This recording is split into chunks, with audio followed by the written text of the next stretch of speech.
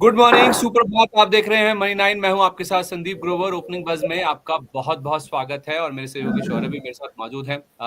आज के लिए सबसे अहम सवाल ये है कि कल हमारे मार्केट्स में जिस तरह का एक्शन देखने को मिला था, कल एक दायरेबंद ट्रेड था, परसों एक बड़ी तेजी आई थी। उसके बाद आज जो वीकली एक्सपायरी का दिन है, क्या आज बाजार में तेजी देखने को मिलेगी या फिर बाजार में आज भी एक रेंज बाउंड सेशन ही देखने को मिलेगा? एमपीसी बैठक का जो फैसला आने वाला है कल का, उससे पहले क्या बाजार में आज भी थोड़ी सी सुस्ती देखने को मिलेगी? ये एक इंपॉर्टेंट सवाल है जिसका जवाब हर कोई ढूंढना चाहता है। तो इसी सवाल का जवाब आपको देने की कोशिश करते हैं। सबसे पहले आपको बताते हैं कल बाजार में कैसा एक्शन हुआ, ग्लोबल मार्केट से संकेत किस तरह के हैं, फिर आज के बाजार की बातचीत करेंगे। सबसे पहले देखिए कल बाजार में किस तरह का कारोबार था। देखिए परसों हमने बड़ी तेजी देखी थी और उसके बाद कल एक छोटा एक का जो रेंज है उसमें कल हमने कारोबार होता हुआ दिखा। खुले जरूर हम मजबूत थे 23,800 के ऊपर। उसके बाद कुछ ही मिनटों में हमने डे हाई बना लिया था 23,807 का और वहां से 111 अंकों की गिरावट लेकर हमने देखा 23,700 के नीचे निफ्टी में जो क्लोजिंग है वो बनती हुई दिखी है। तो ओवरऑल देखें, निफ्टी 43 अंक, सेंसेक्स 312 अंक फिसला, लेकिन बैंक निफ्टी में मजबूती थी 185 अंकों की। और निफ्टी के 51 में से 25 शेयर ऐसे हैं जो कि लाल निशान में, 25 शेयर ही हरे निशान में बंद हुए। और निफ्टी बैंक की जहां तक बात है, तो यहाँ पे भी मजबूती के साथ 50,400 के ऊपर हम खुले। 50,522 का हमने हाई लगाया। उसके बाद हाई लेवल से 180 अंक नीचे 50,343 पर जाकर बैंक निफ्टी की क्लोजिंग कल के सेशन में देखने को मिली। रियल्टी, एफएमसीजी, एमएनसी और ऑटो, ये तबकों को अगर आप छोड़ दें तो बाकी सभी सेक्टर इंडेक्स हरे निशान के साथ बंद हुए। मीडिया, मेटल, पीएसयू, तेल गैस, एनर्जी, बैंकिंग और फार्मा में हमने गेंस बनते हुए देखे। लेकिन रियल्टी, एफएमसीजी और ऑटो स्टॉक्स में जो गिरावट आई, उसका बाजार के ऊपर इम्पैक्ट हमने नेगेटिव साइड पे बनता हुआ दिखा। हालांकि जो mid cap small cap index यानी कि जो ब्रॉडर मार्केट्स हैं, उनमें भी 0.25 से 1.5% तक की मजबूती के साथ क्लोजिंग हुई। एडवांस डिक्लाइंस एडवांसेस के फेवर में थे। और एक तबका है खास तौर पे जो लाइफ साइंसेज कंपनी या फिर जो फार्मा स्पेस की कंपनी, चाहे वो एरिस लाइफ हो, ग्लोबल हेल्थ केयर हो, जुबिलेंट लाइफ साइंसेज हो, इनमें हमने 10% से ज्यादा के उछाल बनते हुए देखे।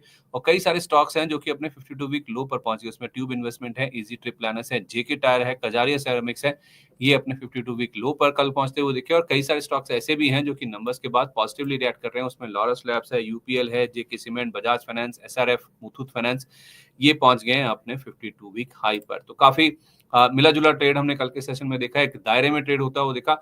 लेकिन आज का एक्शन किस तरह का देखने को मिलेगा, ये बहुत इंपॉर्टेंट है। और इस पर जो ग्लोबल मार्केट्स हैं वो हमारे मार्केट्स पर काफी हावी होते हुए नजर आ सकते हैं। तो ग्लोबल मार्केट से संकेत भी समझ लेते हैं कि आज किस तरह के हैं। या कल भी यूएस में अच्छा कारोबार देखने को मिला, आज एशिया की शुरुआत कैसी हुई है, ये सारा डेटा लेकर हमारे साथ शौर्य बिश्नोई कार्यक्रम में जुड़ चुके हैं। शौर्य, वेरी गुड मॉर्निंग। क्या अपडेट्स हैं आज ग्लोबल मार्केट से संकेत किस तरह के हैं हमारे लिए? जी very good morning Sandeep ji. अगर ग्लोबल मार्केट्स की बात करें तो आज ग्लोबल मार्केट से थोड़े पॉजिटिव इंडिकेशंस देखने को मिल रहे हैं। एशिया की बात करें तो वहाँ हल्की सी मजबूती है। चाइना के बाजार में लगभग 0.2% की तेजी है। मगर कल अगर बात करें, कल अमेरिका के बाजार में भी तेजी के साथ ही कारोबार देखने को नजर आया था। वहीं अगर हम बात करें तो डाउ में भी 317 पॉइंट की तेजी देखने को मिली थी और ये अब लगातार दूसरा दिन है कल जब हमें अमेरिका के बाजार तेजी के साथ बंद होते हुए नजर आए थे। ऑल्दो कुछ आंकड़े भी आए थे जो आंकड़े इतने अच्छे नहीं आए थे। जैसे अगर बात करें तो कल अमेरिका में ट्रेड डेफिसिट बढ़ता हुआ नजर आया था, क्योंकि अमेरिका में इंपोर्ट्स ज्यादा तेजी से बढ़े थे। इस वजह से अगर बात करें तो ट्रेड डेफिसिट है वो आया था हमारा 98.4 बिलियन डॉलर्स पर, बल्कि अनुमान था 93 बिलियन डॉलर्स पर। और पिछले महीने के मुकाबले काफी ज्यादा बढ़ गया, क्योंकि पिछले महीने था 78.9 बिलियन डॉलर। तो अच्छी खासी जो है ज्यादा इंपोर्ट बढ़ने से वहां पर नुकसान देखने को नजर आया है। वहीं अगर हम मैन्युफैक्चरिंग इंडेक्स की बात करें और सर्विसेज इंडेक्स की बात करें तो उसमें हम देखेंगे जनवरी में यूएस का सर्विसेज पीएमआई था वो 54 पे आया है, बल्कि बल्कि 54 का अनुमान था और आया 52 पे। उसी के साथ अगर हम कंपोजिट पीएमआई की बात करें तो उसका अनुमान था 52.4, आया है 52.7।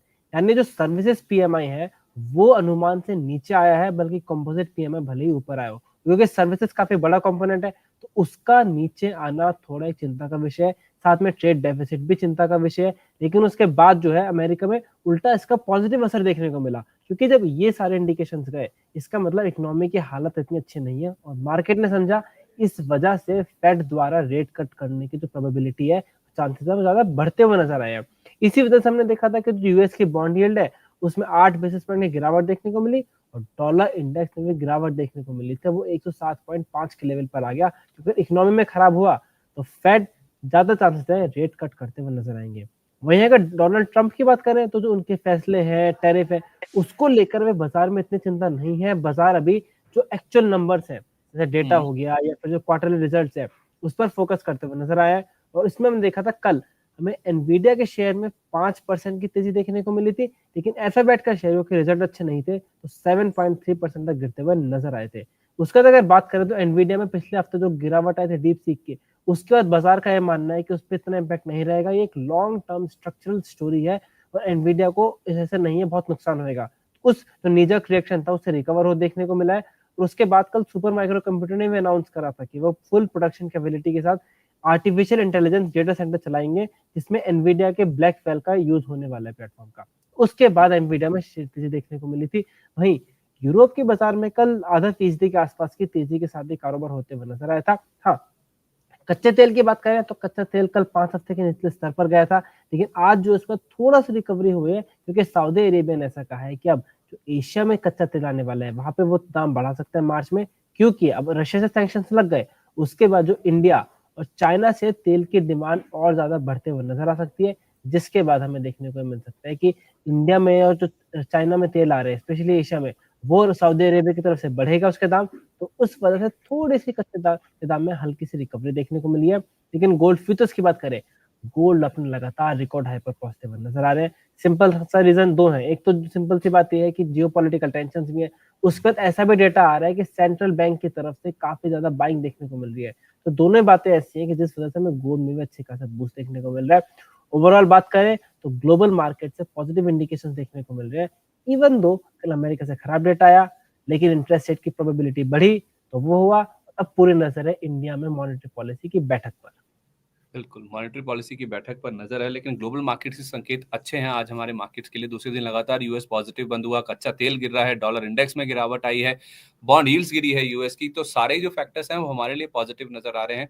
गोल्ड फ्यूचर्स बढ़े हैं, तो सोने का दाम अगर इंटरनेशनल मार्केट्स में बढ़ा, इंडियन मार्केट्स में भी रिकॉर्ड हाई पर है, तो हमारे लिए जो गोल्ड इंपोर्ट है वो जरूर एक दिक्कत की बात हो सकती है। लेकिन यूएस के लिए ट्रेड डेफिसिट बढ़ता हुआ दिखा है और उसका जो इम्पैक्ट है वो शायद उसको एड्रेस करने की कोशिश ट्रम्प साहब कर भी रहे हैं, इसीलिए टैरिफ लगा भी रहे हैं। तो ये देखना इंपॉर्टेंट होगा कि ये जो नंबर आया उसके बाद ट्रम्प साहब क्या करते हैं। लेकिन ओवरऑल ग्लोबल मार्केट के संकेत अच्छे हैं। लेकिन हमारे लिए दिक्कत की बात यह है कि हमारा रुपया एक तो कमजोर हो रहा है और दूसरा परसों कैश सेगमेंट में एफआईएस ने खरीदारी की थी, कल फिर से उनका बिकवाली का नंबर आ गया। तो जो एक उत्साह, एक उम्मीद बनी थी, वो पूरी तरह से ध्वस्त होती हुई दिखी। कल भी उन्होंने करीब 1700 करोड़ रुपए के आसपास की बिकवाली करी है।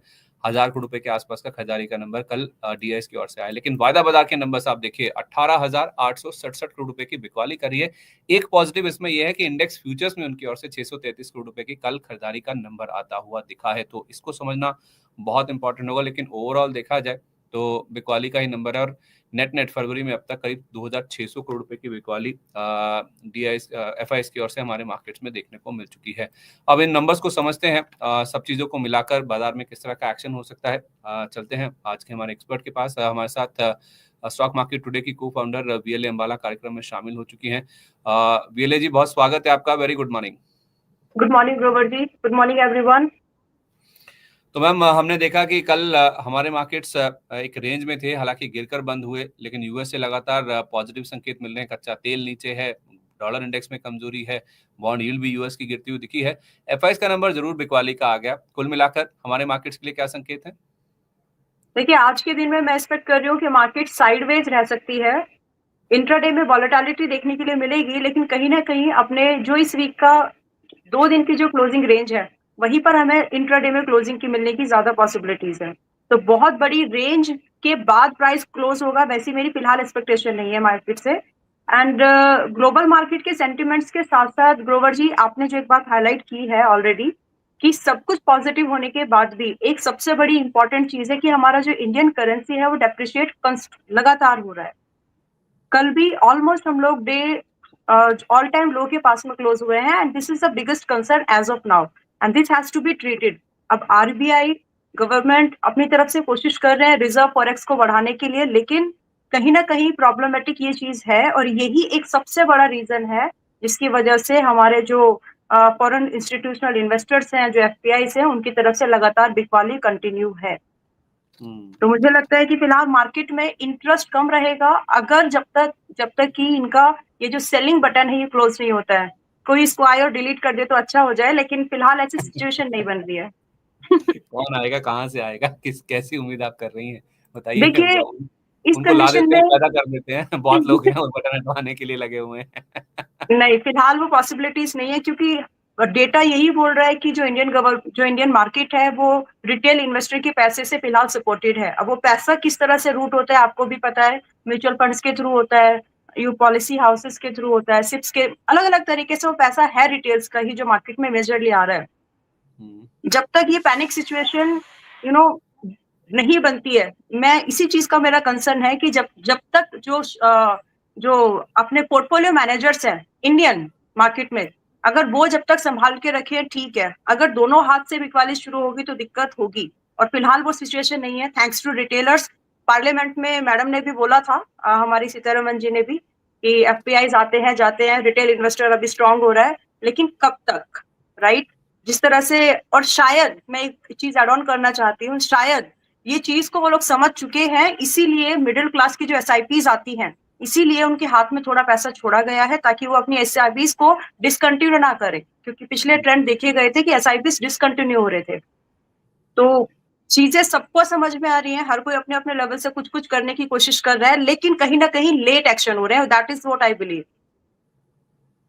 ओके, ठीक है, एक्शन लेट हो रहे हैं, लेकिन लोगों के हाथ में जो पैसा बचे, लोग ज्यादा आए, पैसा बना रहे, वो जो कवायद की गई है बजट में, उसका इम्पैक्ट पॉजिटिव साइड पे एसआईपीज के तौर पर या फिर जो डोमेस्टिक मार्केट्स में पैसा आ रहा है उसके रूप में साफ तौर पे दिखेगा, और वही है जो कि इंडियन मार्केट्स को फिलहाल सपोर्ट कर रहा है। जब एफआईएस की ओर से पैसा निकल रहा है और रुपए जिस तरह से कमजोर हो रहा है, वो हमारे लिए दिक्कत की बात है, और इसीलिए हम देख रहे हैं कि एफआईएस की ओर से हमारे मार्केट से जो पलायन है या फिर जो एग्जिट है या फिर जो बिकवाली का दबाव है वो लगातार जारी है। लेकिन मैम, आपको बहुत सारे नतीजे हैं, उनके ऊपर आपका रिएक्शन चाहिए।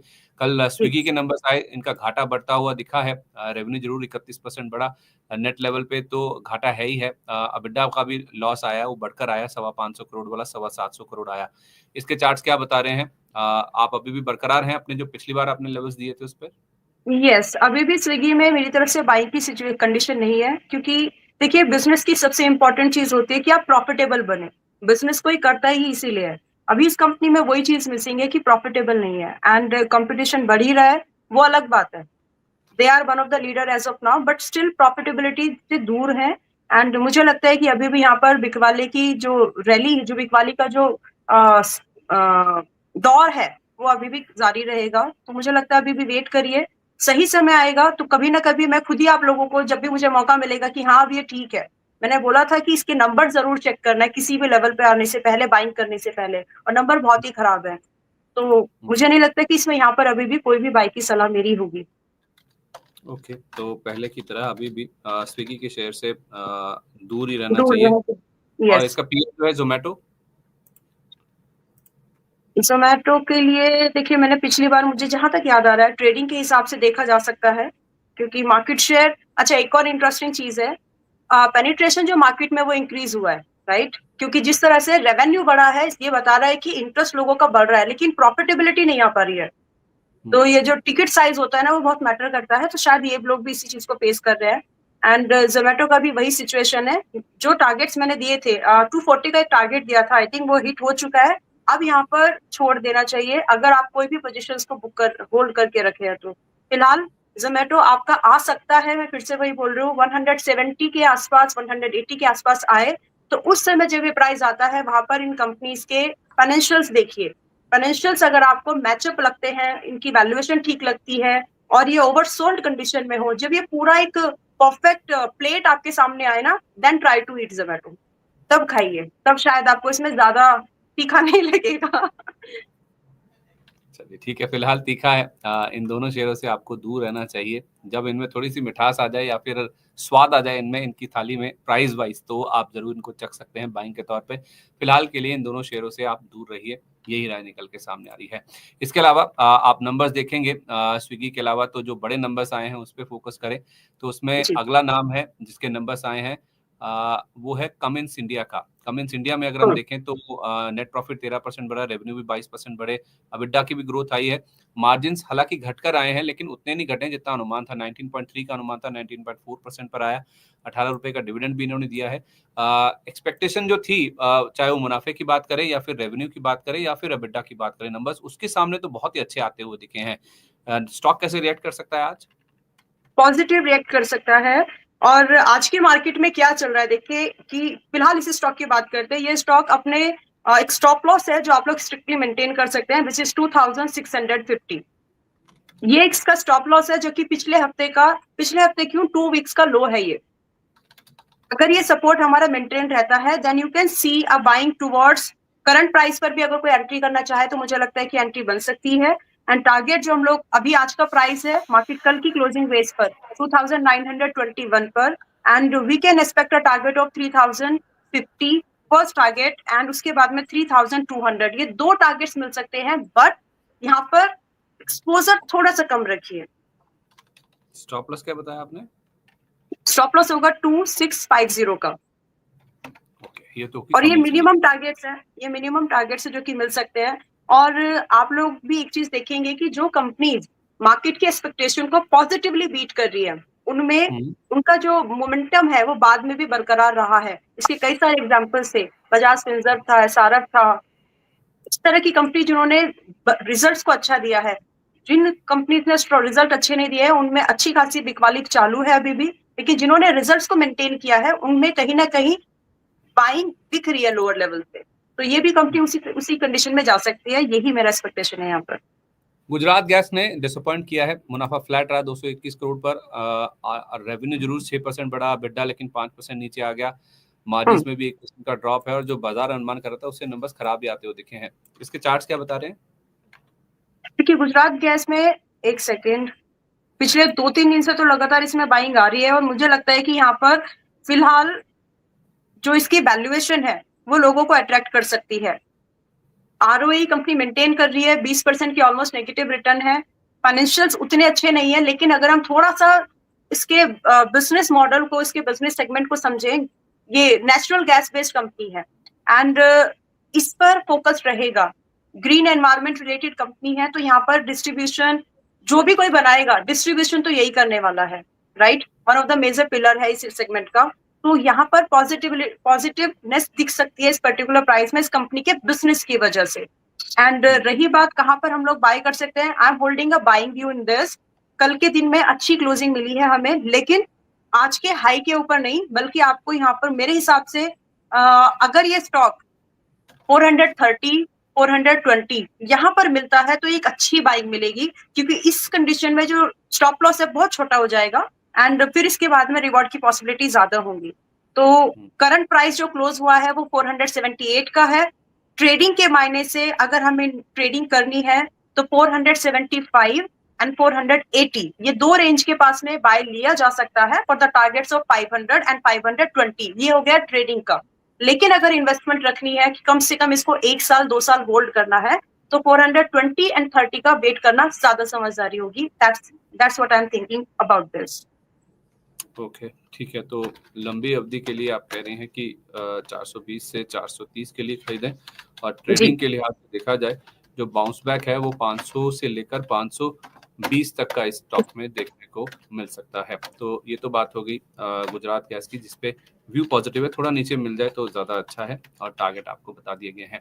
इसके अलावा मैम जीई वर्नोवा, इसका तो मुनाफा 3 गुना के आसपास बढ़ गया, बाकी नंबर्स में भी अच्छा जंप है। और रेडिंगटन इंडिया नंबर्स इसके भी अच्छे आए हैं, प्रॉफिट 16% बढ़ा, रेवेन्यू 14% बढ़ा, अबिडा में भी 16.5% की ग्रोथ है, और मार्जिन में भी हल्का 10 बेसिस पॉइंट का एक अपटिक ही देखने को मिला है। तो जीई वर्नोवा और रेडिंगटन के चार्ट्स क्या कह रहे हैं? हम पहले एक बार रेडिंगटन देख लेते हैं। एंड जी का एक बार मुझे ये मिल सकता है सिंबल, ट्रेडिंग सिंबल स्क्रीन पर। मैं बताता हूँ, आप देखिए मैम, रेडिंगटन देखिए।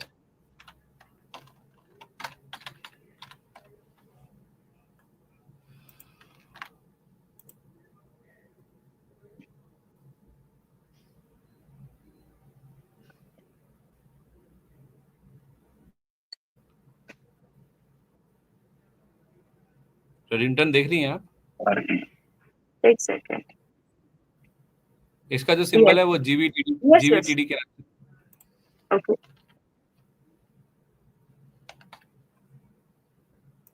ओके, पहले हम लोग एक बार रेडिंगटन के बारे में बात कर लेते हैं। एंड अ वेरी गुड, अभी इस कंडीशन में स्टॉक बहुत ही अच्छी जगह पर है। मतलब टेक्निकली एक्सप्लेन करूं तो अपने इम्पोर्टेंट सपोर्ट्स को रीटेस्ट वगैरह सब कुछ कर चुका है टेक्निकली अगर बात करेंगे। बट अदर देन दिस, इसका जो ओवरसोल्ड ओवरबॉट ये सब जो पैरामीटर्स होते हैं उनको भी कहीं ना कहीं स्टॉक मेंटेन कर रहा है पॉजिटिवली। दूसरी एक और चीज, जहां पर मार्केट गिर रही है, स्टॉक्स बहुत अच्छे खासे गिरावट पर मिल रहे हैं, ये स्टॉक सस्टेन्ड है, तो स्टॉक की चाल ठीक है। अब इसके जो फाइनेंशियल्स हैं वो भी एक बार हम लोग देखेंगे। फाइनेंशियल्स भी अगर आप देखेंगे, इसका सेक्टर, वैसे कंपनी जो है ये कंपनी आईटी मोबिलिटी इन सब सेक्टर्स में है, और बजट का कहीं ना कहीं इस चीज पे फोकस रहेगा आने वाले समय में भी। पिछले अगले 2-3 साल इस सेक्टर के लिए अच्छे हो सकते हैं, और ये कंपनी इसी सेक्टर में पर्टिकुलरली काम कर रही है। वेल, जो इसका पी है ये सब भी अच्छे हैं। स्टॉक की पी 13 के आसपास है, सेक्टर का 16 के प्लस है। आरओई कंपनी 16 का मेंटेन कर रही है। फाइनेंशियली कंपनी, इसका डेट जो था उसको रिड्यूस किया है, साथ में प्रॉफिट परसेंटेज अच्छा बढ़ा है। तो ये सारे जो पैरामीटर्स हैं अच्छे हैं। प्रॉफिट परसेंटेज कम हुआ है, ये थोड़ा हमको सोचने की जरूरत है, हालांकि एक और क्वार्टर अभी हमारे पास में बाकी है। तो overall it's a good pick as of now. And मेरे हिसाब से मुझे लगता है कि इस स्टॉक में आज की डेट का प्राइस है जो क्लोजिंग बेस्ड है, that is 214 and likely to touch very soon 230। And that is not all, इसमें और भी ज्यादा मूवमेंट हमें मिल सकता है देखने के लिए। आराम से 230 एंड 270 ये दो लेवल्स हैं जो with in a few month, may be 1 और 2 मंथ में ये देखने के लिए मिल सकते हैं। Now stop loss that strictly need to be maintain is 195, ये स्टॉप लॉस है। तो ऑलमोस्ट पहला टारगेट एंड स्टॉप लॉस का देखेंगे तो 1:1 निकल के आ रहा है, but it's a good pick as of now considering everything about this stock. ठीक है, stop loss 195, target 230, 195, yes. 195 GVTD GBTD ji, मुझे आपका स्टॉक नहीं मिल रहा है यहाँ पर। चलिए कोई बात नहीं, आगे बढ़ते हैं। थोड़ा समय की कमी है। वेल्सपन कॉर्प के नंबर्स आए हैं, और नंबर्स के इसमें देखेंगे तो मुनाफा आपको कई गुना बढ़ता हुआ दिखा है, लेकिन इसमें एक एक्सेप्शनल आइटम है, क्योंकि 378 रुपए इनको एक सेल से मिले हैं। मार्जिन जरूर इनके बढ़कर आए हैं, 10% के आसपास थे, वो 12% पर आ गए, लेकिन अबिडा गिरा, रेवेन्यू भी गिरता हुआ दिखा है। ऑर्डर बुक आई है 15,000 करोड़ रुपए पर, जो कि 12,700 करोड़ थी क्वार्टर क्वार्टर बेसिस पर। तो नंबर्स काफी मिक्स नजर आ रहे हैं। और कंसाई नेरोलैक की जहां तक बात है तो इनका मुनाफा 4.4 गुना बढ़ता हुआ दिखा है, हालांकि रेवेन्यू गिरा, अबिडा भी गिरा, मार्जिन में भी आधे % का प्रेशर है। तो आई थिंक कोई एक्सेप्शनल आइटम है जो कि शायद नंबर्स को सपोर्ट कर रही है। तो कांसाई नेरोलैक और वेल्सपन कॉर्प पे आपका व्यू दीजिए मैम जल्दी से। वेलस्टॉन मुझे लग रहा है वीकनेस को कंटिन्यू करेगा। बाय ऑन डिप फिलहाल अभी यहाँ पर सेल ऑन राइज का अगर मूवमेंट मिल रहा है ट्रेडिंग में भी तो मिल सकता है, अदरवाइज यहाँ पर अभी आपको रुकना चाहिए, प्राइस अभी ओवरबॉट है। एंड मिनिमम अभी करंट प्राइस चल रहा है इसका जब हम देख रहे हैं तो 732, एंड वोंट बी सरप्राइज अगर 600 को एक महीने के अंदर में टेस्ट करता है। तो वहां पर आप इसके फाइनेंशियल्स फिर से देखिए, अगर प्राइस कंपनी अपने फाइनेंशियल्स को कुछ इंप्रूवमेंट अनाउंसमेंट करती है तो ठीक, अदरवाइज ये फिलहाल अभी ओवरबॉट जोन में है। दूसरा स्टॉक क्या बताया आपने? कांसाई नेरोलैक। ओके,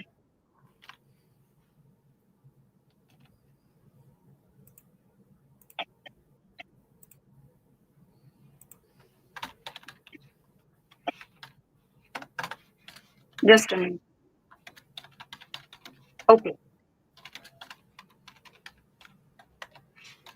इसका इवेंट में भी अभी रहेगा ये स्टॉक लाइमलाइट में। सेक्टर वगैरह सब ठीक है, फाइनेंशियल्स एक बार देख लेते हैं इसके। ओके, देखिए यहाँ पर मेरी स्ट्रैटेजी मुझे लगता है कि यहाँ पर इस स्टॉक में हमें बाय ऑन डिप का व्यू रखना चाहिए।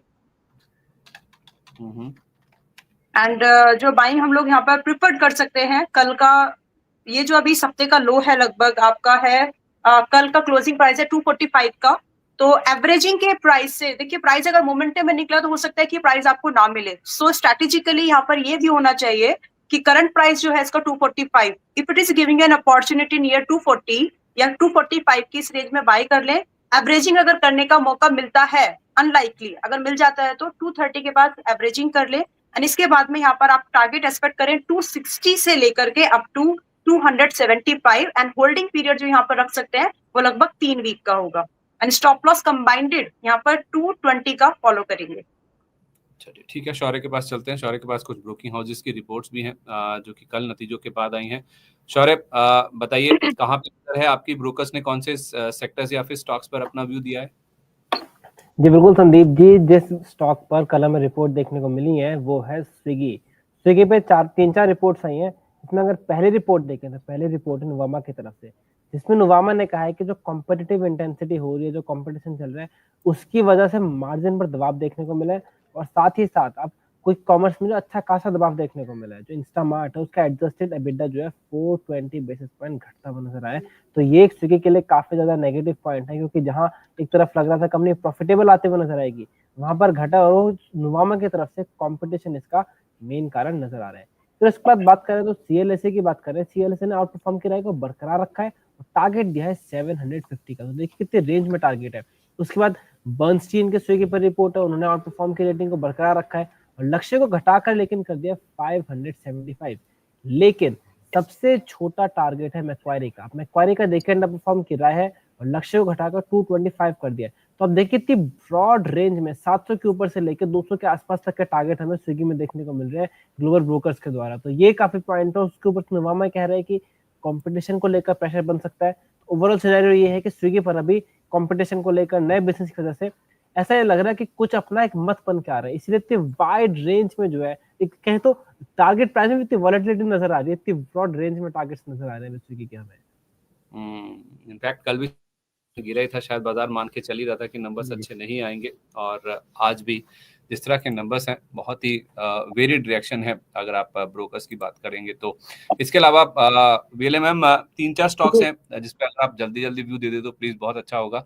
टिमकेन इंडिया के नंबर से प्रॉफिट 10% बढ़ा है। सीसीएल प्रोडक्ट्स का मुनाफा ऑलमोस्ट फ्लैट रहा है। स्किपर का मुनाफा बहुत अच्छा आया है, 77% बढ़ता हुआ दिख रहा है।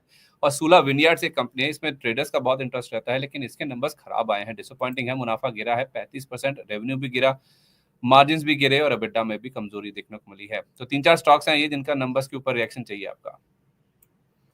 देखिए पहले सुला वाइन्स को देख लेते हैं। थोड़े दिन पहले टेंडेंसी देखी गई थी कि ये जो एडिक्टेड प्रोडक्ट की जो स्टॉक्स है उनमें लगातार बाइंग मिली थी बजट के बाद, राइट। अब किसी के पास ज्यादा पैसा बचेगा तो शायद इसमें जाएगा अपने पर्सनल एडिक्टेड प्रोडक्ट्स में, तो उसका इम्पैक्ट इन स्टॉक्स में देखने के लिए मिला है।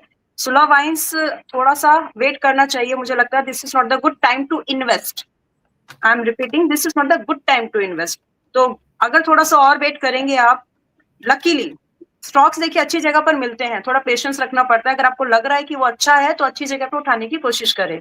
अभी ये कल का क्लोजिंग प्राइस है 364, वेट कर लीजिए, आपको 330 का 325 का लेवल हो सकता है कि जो लेवल का जो इसके रिजल्ट का इम्पैक्ट है उसकी वजह से जल्दी मिल जाए।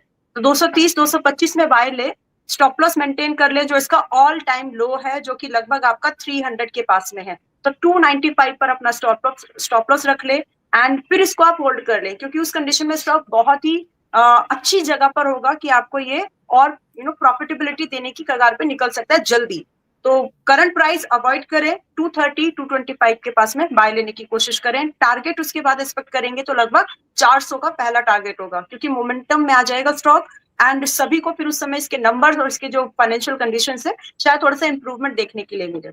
स्किपर्स पर जो मेरा व्यू है, मैंने थोड़े दिन पहले ही आई थिंक इस स्टॉक को रिकमेंड किया था अपने मेंबर्स को। एग्जैक्टली डेट क्या I don't remember, but it is working very good here. हमारी बाइंग शायद 415 के आसपास 420 के आसपास थी, अभी ये 466 के पास में चल रहा है। तो क्या इस लेवल पर बाय ले सकते हैं? नंबर सपोर्टिव है, प्राइस सपोर्टिव है। अगर आप ट्रेडिंग के हिसाब से देख रहे हैं, क्योंकि मैंने ट्रेडिंग के पॉइंट ऑफ व्यू से इसको देखा था उस समय, तो मेरे हिसाब से ये अभी भी ठीक है। However it is still 50% expensive to इस सेक्टर, लेकिन ट्रेडिंग के लिए अगर आप मोमेंटम कैच करना चाहते हैं तो यहाँ पर आपकी बात बन सकती है। And do expect a target. Current price अभी इसका 466 है, टारगेट में यहाँ पर 490 का देख रही हूँ जो बहुत नियर टारगेट है। इसके बाद में प्राइस में प्रॉफिट बुकिंग देखने के लिए मिल सकती है बिकॉज ऑफ दी परसेंटेज जो कि वो रन अप कर चुका होगा। तो ये एक व्यू है। अगर होल्ड कर रहे हैं तो 490 के लिए होल्ड कर सकते हैं अभी भी, एंड स्टॉप लॉस जो मेंटेन करना है 200 दिन का मूविंग एवरेज के नीचे पहली क्लोजिंग। ये तो हो गया एक व्यू। अब इसमें कौन सा लेवल वो बनेगा, लगभग 440 का नंबर है, इसके नीचे इसको होल्ड करने की जरूरत नहीं है। तो आप कह रहे हैं कि स्किपर में मोमेंटम के लिए आप 440 का स्टॉप लॉस लगाकर 490 के टारगेट के लिए खरीद सकते हैं अभी भी। जी ठीक है, ओके। और कोई सीसीएल प्रोडक्ट्स पर आपका व्यू या टिमकेन इंडिया के चार्ट में कुछ ऐसा लग रहा है बाइंग या सेलिंग वाला, लाइक कोई? पहले हम लोग एक बार सीसीएल देख लेते हैं। CCL is on my screen now. देखिए सीसीएल बिल्कुल एग्जैक्टली वैसे चल रहा है जैसे कि अपना इंडेक्स एज ऑफ नाउ। तो मुझे लगता है कि आप यहाँ पर एक एवरेजिंग व्यू से आइए। ये स्टॉक ट्रेडिंग इन्वेस्टिंग के हिसाब से जो फॉर्मेशंस है वो ठीक है, लेकिन ट्रेडिंग के हिसाब से नहीं, आपको इन्वेस्टिंग के हिसाब से यहाँ पर सोचना पड़ेगा। अभी इसका करंट प्राइस है 680 का एंड ये स्टॉक अगर अपने कल के हाई को मैं एक नंबर देना चाहती हूँ यहाँ पर 690 के ऊपर सस्टेन्ड रहता है, कम से कम एक दिन की क्लोजिंग तो ऑब्जर्व करें। छोटे रिस्क पर काम करने की कोशिश करेंगे, यहाँ पर स्टॉप लॉस मेंटेन करेंगे 660 का एंड ये स्टॉक ऊपर निकल सकता है। एंड यहाँ पर टारगेट अभी आपको मिलने की पॉसिबिलिटीज जो बनेगी लगभग होगी 735 से लेकर के पहला टारगेट, दूसरा टारगेट 760 का। लेकिन एक कंडीशन है, ये अपने डेली टाइम फ्रेम पर एंड वीकली टाइम फ्रेम पर अपने इंपॉर्टेंट ईएमएस के रेजिस्टेंस पर ट्रेड कर रहा है। दैट्स वाई मैंने बोला है कि आप 690 के ऊपर क्लोजिंग का वेट करें, क्योंकि उस समय अच्छी क्लोजिंग के बेस पर ये टेक्निकल ट्रेडर्स जो होते हैं उनको भी अट्रैक्ट कर पाएगा। तो मेरे हिसाब से थोड़ा सा वेट करें, 690 के ऊपर ही बाय करें, 630 का स्टॉप लॉस रखें, 735 765 दो टारगेट को चेस कर सकते हैं। परफेक्ट। दो स्टॉक्स और हैं जो कि नतीजों के दम पर आज रिएक्ट करेंगे। उसमें एक तो है सेजिलिटी इंडिया, हाल ही की लिस्टिंग है और लिस्टिंग के बाद बहुत अच्छा ये स्टॉक मूव कर चुका है। 3 गुना से ज्यादा इनका मुनाफा बढ़ा है, रेवेन्यू 15%, 50% EBITDA, मार्जिन ऑलमोस्ट 6% के आसपास बढ़े हैं। और दूसरा नाम है डेटा पैटर्न्स का। इसके नंबर्स खराब आए हैं, चाहे रेवेन्यू की बात करें चाहे प्रॉफिट की बात करें, दोनों में ही हमने ड्रॉप बनता हुआ दिखा है। तो डेटा पैटर्न्स हाल फिलहाल चला भी है, यहाँ पे कुछ पॉजिटिव खबरें भी आई थी। सेजिलिटी के नंबर्स अच्छे हैं, लेकिन डेटा पैटर्न्स ने डिसअपॉइंट किया है नंबर्स वाइज। दोनों के चार्ट क्या बता रहे हैं? पहले हम लोग डेटा पैटर्न्स को देख लेंगे।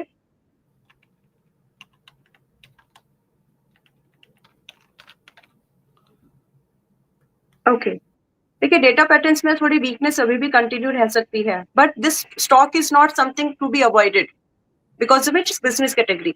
तो मुझे लगता है कि यहाँ पर आप थोड़ा सा वेट कर लें। ये स्टॉक अभी कल की मार्केट में क्लोज हुआ है 2027 के प्राइस पर। आज भी हो सकता है कि ये अपने लोअर लेवल जो कि 1800 से लेकर के 1750, 1800 से लेकर के 1750, ये रेंज अगर बाय चांस नंबर्स की वजह से टेस्ट होके मिल जाती है तो यहाँ पर मेरी बाइंग की सलाह होगी because of this business category. And मुझे लगता है कि यहाँ पर एक बाइंग मिलने की वजह से अगर बाइंग मिलती है तो फिर आपको टारगेट मिलेंगे लगभग 2100 से लेकर के लगभग 2400। ये दो टारगेट्स हैं जो कि चेस किए जा सकते हैं गिवन कंडीशन कि स्टॉक आज गिरे या फिर अगले 2-3 दिन में गिरे और 1800 से लेकर के 1750 के लेवल पर बाइंग मिले। स्टॉप लॉस जो यहाँ पर स्ट्रिक्टली मेंटेन करेंगे वो होगा 1600 का। सेजिलिटी जी, फिजिलिटी अभी 50 के पास पे चल रहा है, 50 रुपीज के पास में एंड न्यूली लिस्टेड स्टॉक है। जी 30 रुपए का इशू प्राइस था इसका। मुझे यहाँ पर सेजिलिटी जो दिख रहा है वो 52।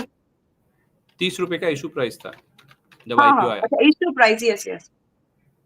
तो देखिए यहाँ पर एक कंडीशन पूरी हो रही है। मुझे लगता है कि यहाँ पर अगर किसी के पास में स्टॉक है, if they are someone is holding, तो 45 पर होल्ड करके अभी भी रखा जा सकता है। स्टॉक ने वो मोमेंटम नहीं ब्रेक किया है जिसकी वजह एंड अपने 20 दिन के एवरेज के ऊपर भी आ गया है, तो 45 रुपए का स्टॉप लॉस मेंटेन करके होल्ड किया जा सकता है।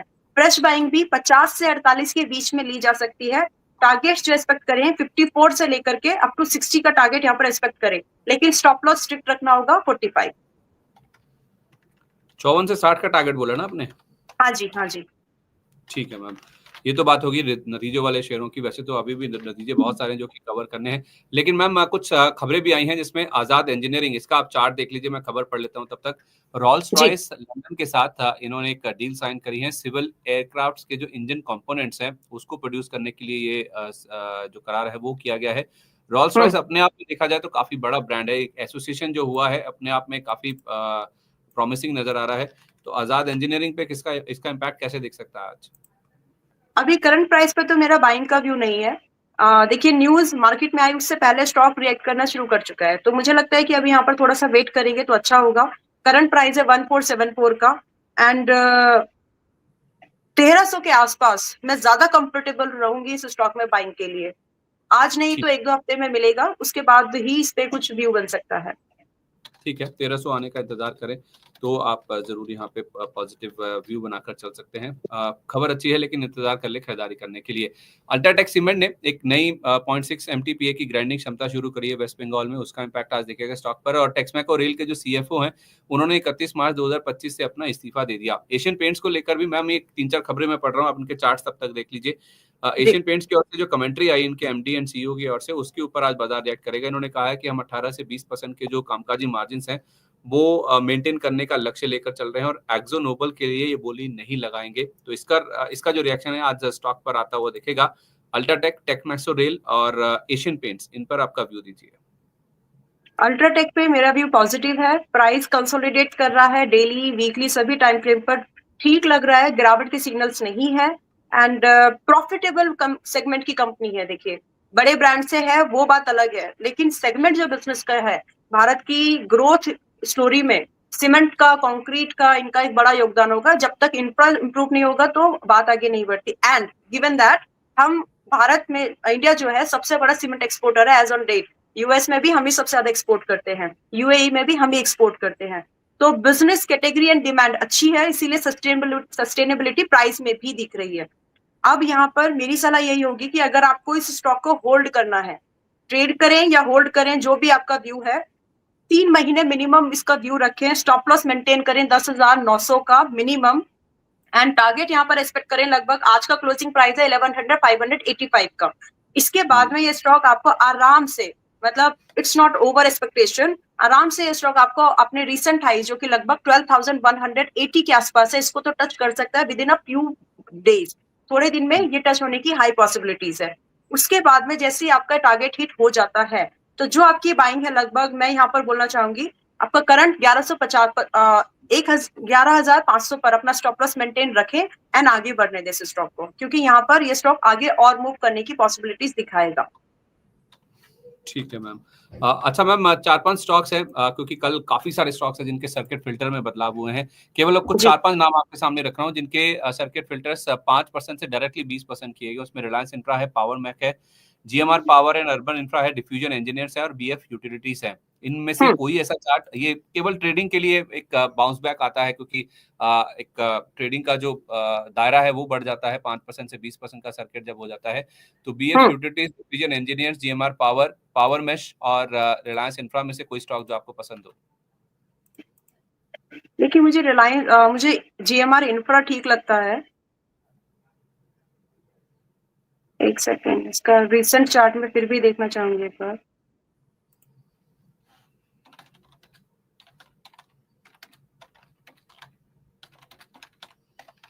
चलिए, इस बीच आप जब तक चार्ट देख रहे हैं, अब मार्केट खुल चुका है। मार्केट पॉजिटिव खुलता हुआ दिखा है, करीब 30 पॉइंट ऊपर निफ्टी खुला है 23,725 के लेवल पर। 132 पॉइंट ऊपर आपको सेंसेक्स नजर आएगा। कल का स्टार परफॉर्मर था बैंक निफ्टी, आज थोड़ा सा पिछड़ता हुआ दिखा है। 56 पॉइंट ऊपर आपको 50,400 के आसपास के जो लेवल्स है वहां पर शुरुआत होती हुई नजर आई है। निफ्टी IT इंडेक्स करीब 1% ऊपर है। आज स्मॉल कैप इंडेक्स में भी हम देख रहे हैं कि पॉजिटिव शुरुआत हुई है। दोनों ही इंडेक्स, चाहे आप मिड कैप इंडेक्स की बात करें या फिर स्मॉल कैप इंडेक्स की बात करें, 127% के आसपास की जो बढ़त है उससे थोड़ी सी कम दोनों इंडेक्सिस में देखने को मिली। कल 0.25 से 1.5% तक की मजबूती के साथ ये दोनों इंडेक्स बंद हुए थे। आज भी मोमेंटम जो है वो पॉजिटिव साइड पे बना है, क्योंकि जो ग्लोबल मार्केट से संकेत हैं वो हमारे लिए बेहतर नजर आ रहे हैं। कल भले ही FIS की ओर से बिकवाली का नंबर आया है, लेकिन फिर भी बाजार में हम देख रहे हैं कि जो शुरुआत है आज के सेशन में वो पॉजिटिव टोन के साथ ही फिलहाल देखने को मिली है। 23,700 के ऊपर दोबारा हम देख रहे हैं कि निफ्टी में जो कारोबार है वो होता हुआ नजर आ रहा है। कल पॉलिसी बैठक का फैसला आएगा RBI का, उससे पहले बाजार में जो पॉजिटिविटी है वो बनती हुई दिख रही है। लेकिन निफ्टी बैंक अपने गेंस को सस्टेन नहीं कर पा रहा है। केवल 12 पॉइंट के आसपास की मजबूती अब हम देख रहे हैं कि निफ्टी बैंक में बचती हुई नजर आ रही है। कुछ और स्टॉक्स जहां पे ज्यादा एक्शन बनता हुआ दिख रहा है आज के सेशन में, वो आपके सामने लाने की कोशिश करते हैं। आज हम देख रहे हैं कि टीटागढ़ रेल में करीब 1.5% के आसपास की मजबूती के साथ शुरुआत होती हुई नजर आ रही है। अदानी ग्रुप के ज्यादातर स्टॉक्स, अदानी विल्मर को छोड़ दीजिए, बाकी सब में हम देख रहे हैं कि आज हरे निशान के साथ शुरुआत हुई है। पीएसयू बैंकों में फ्लैट टू पॉजिटिव शुरुआत देखने को मिल रही है। सोलर इंडस्ट्रीज कल भी मूव अच्छा था, आज भी 2% के आसपास की तेजी यहाँ पे देखने को मिल रही है। और एनटीपीसी ग्रीन में आज हम देख रहे हैं कि 2% के आसपास की मजबूती के साथ कारोबार की जो शुरुआत है वो इनफैक्ट आज के सेशन में देखने को मिली है। कुछ रिजल्ट्स के रिएक्शंस की बात करें, पहले एक बार आजाद इंजीनियरिंग देख लेते हैं जहां पे इन्होंने रोल्स रॉयस के साथ एक करार किया है। उसका इंपैक्ट आप देखिए, 4.5% की मजबूती के साथ स्टॉक में एक्शन देखने को मिला है। स्विगी के नंबर जो आए उसके बाद 5% की कमजोरी इस स्टॉक में भी आज के सेशन में देखने को मिले। नंबर्स खराब है, घाटा बढ़ता हुआ दिखा है। ब्रोकर्स की जो रिपोर्ट है वो मिली जुली है।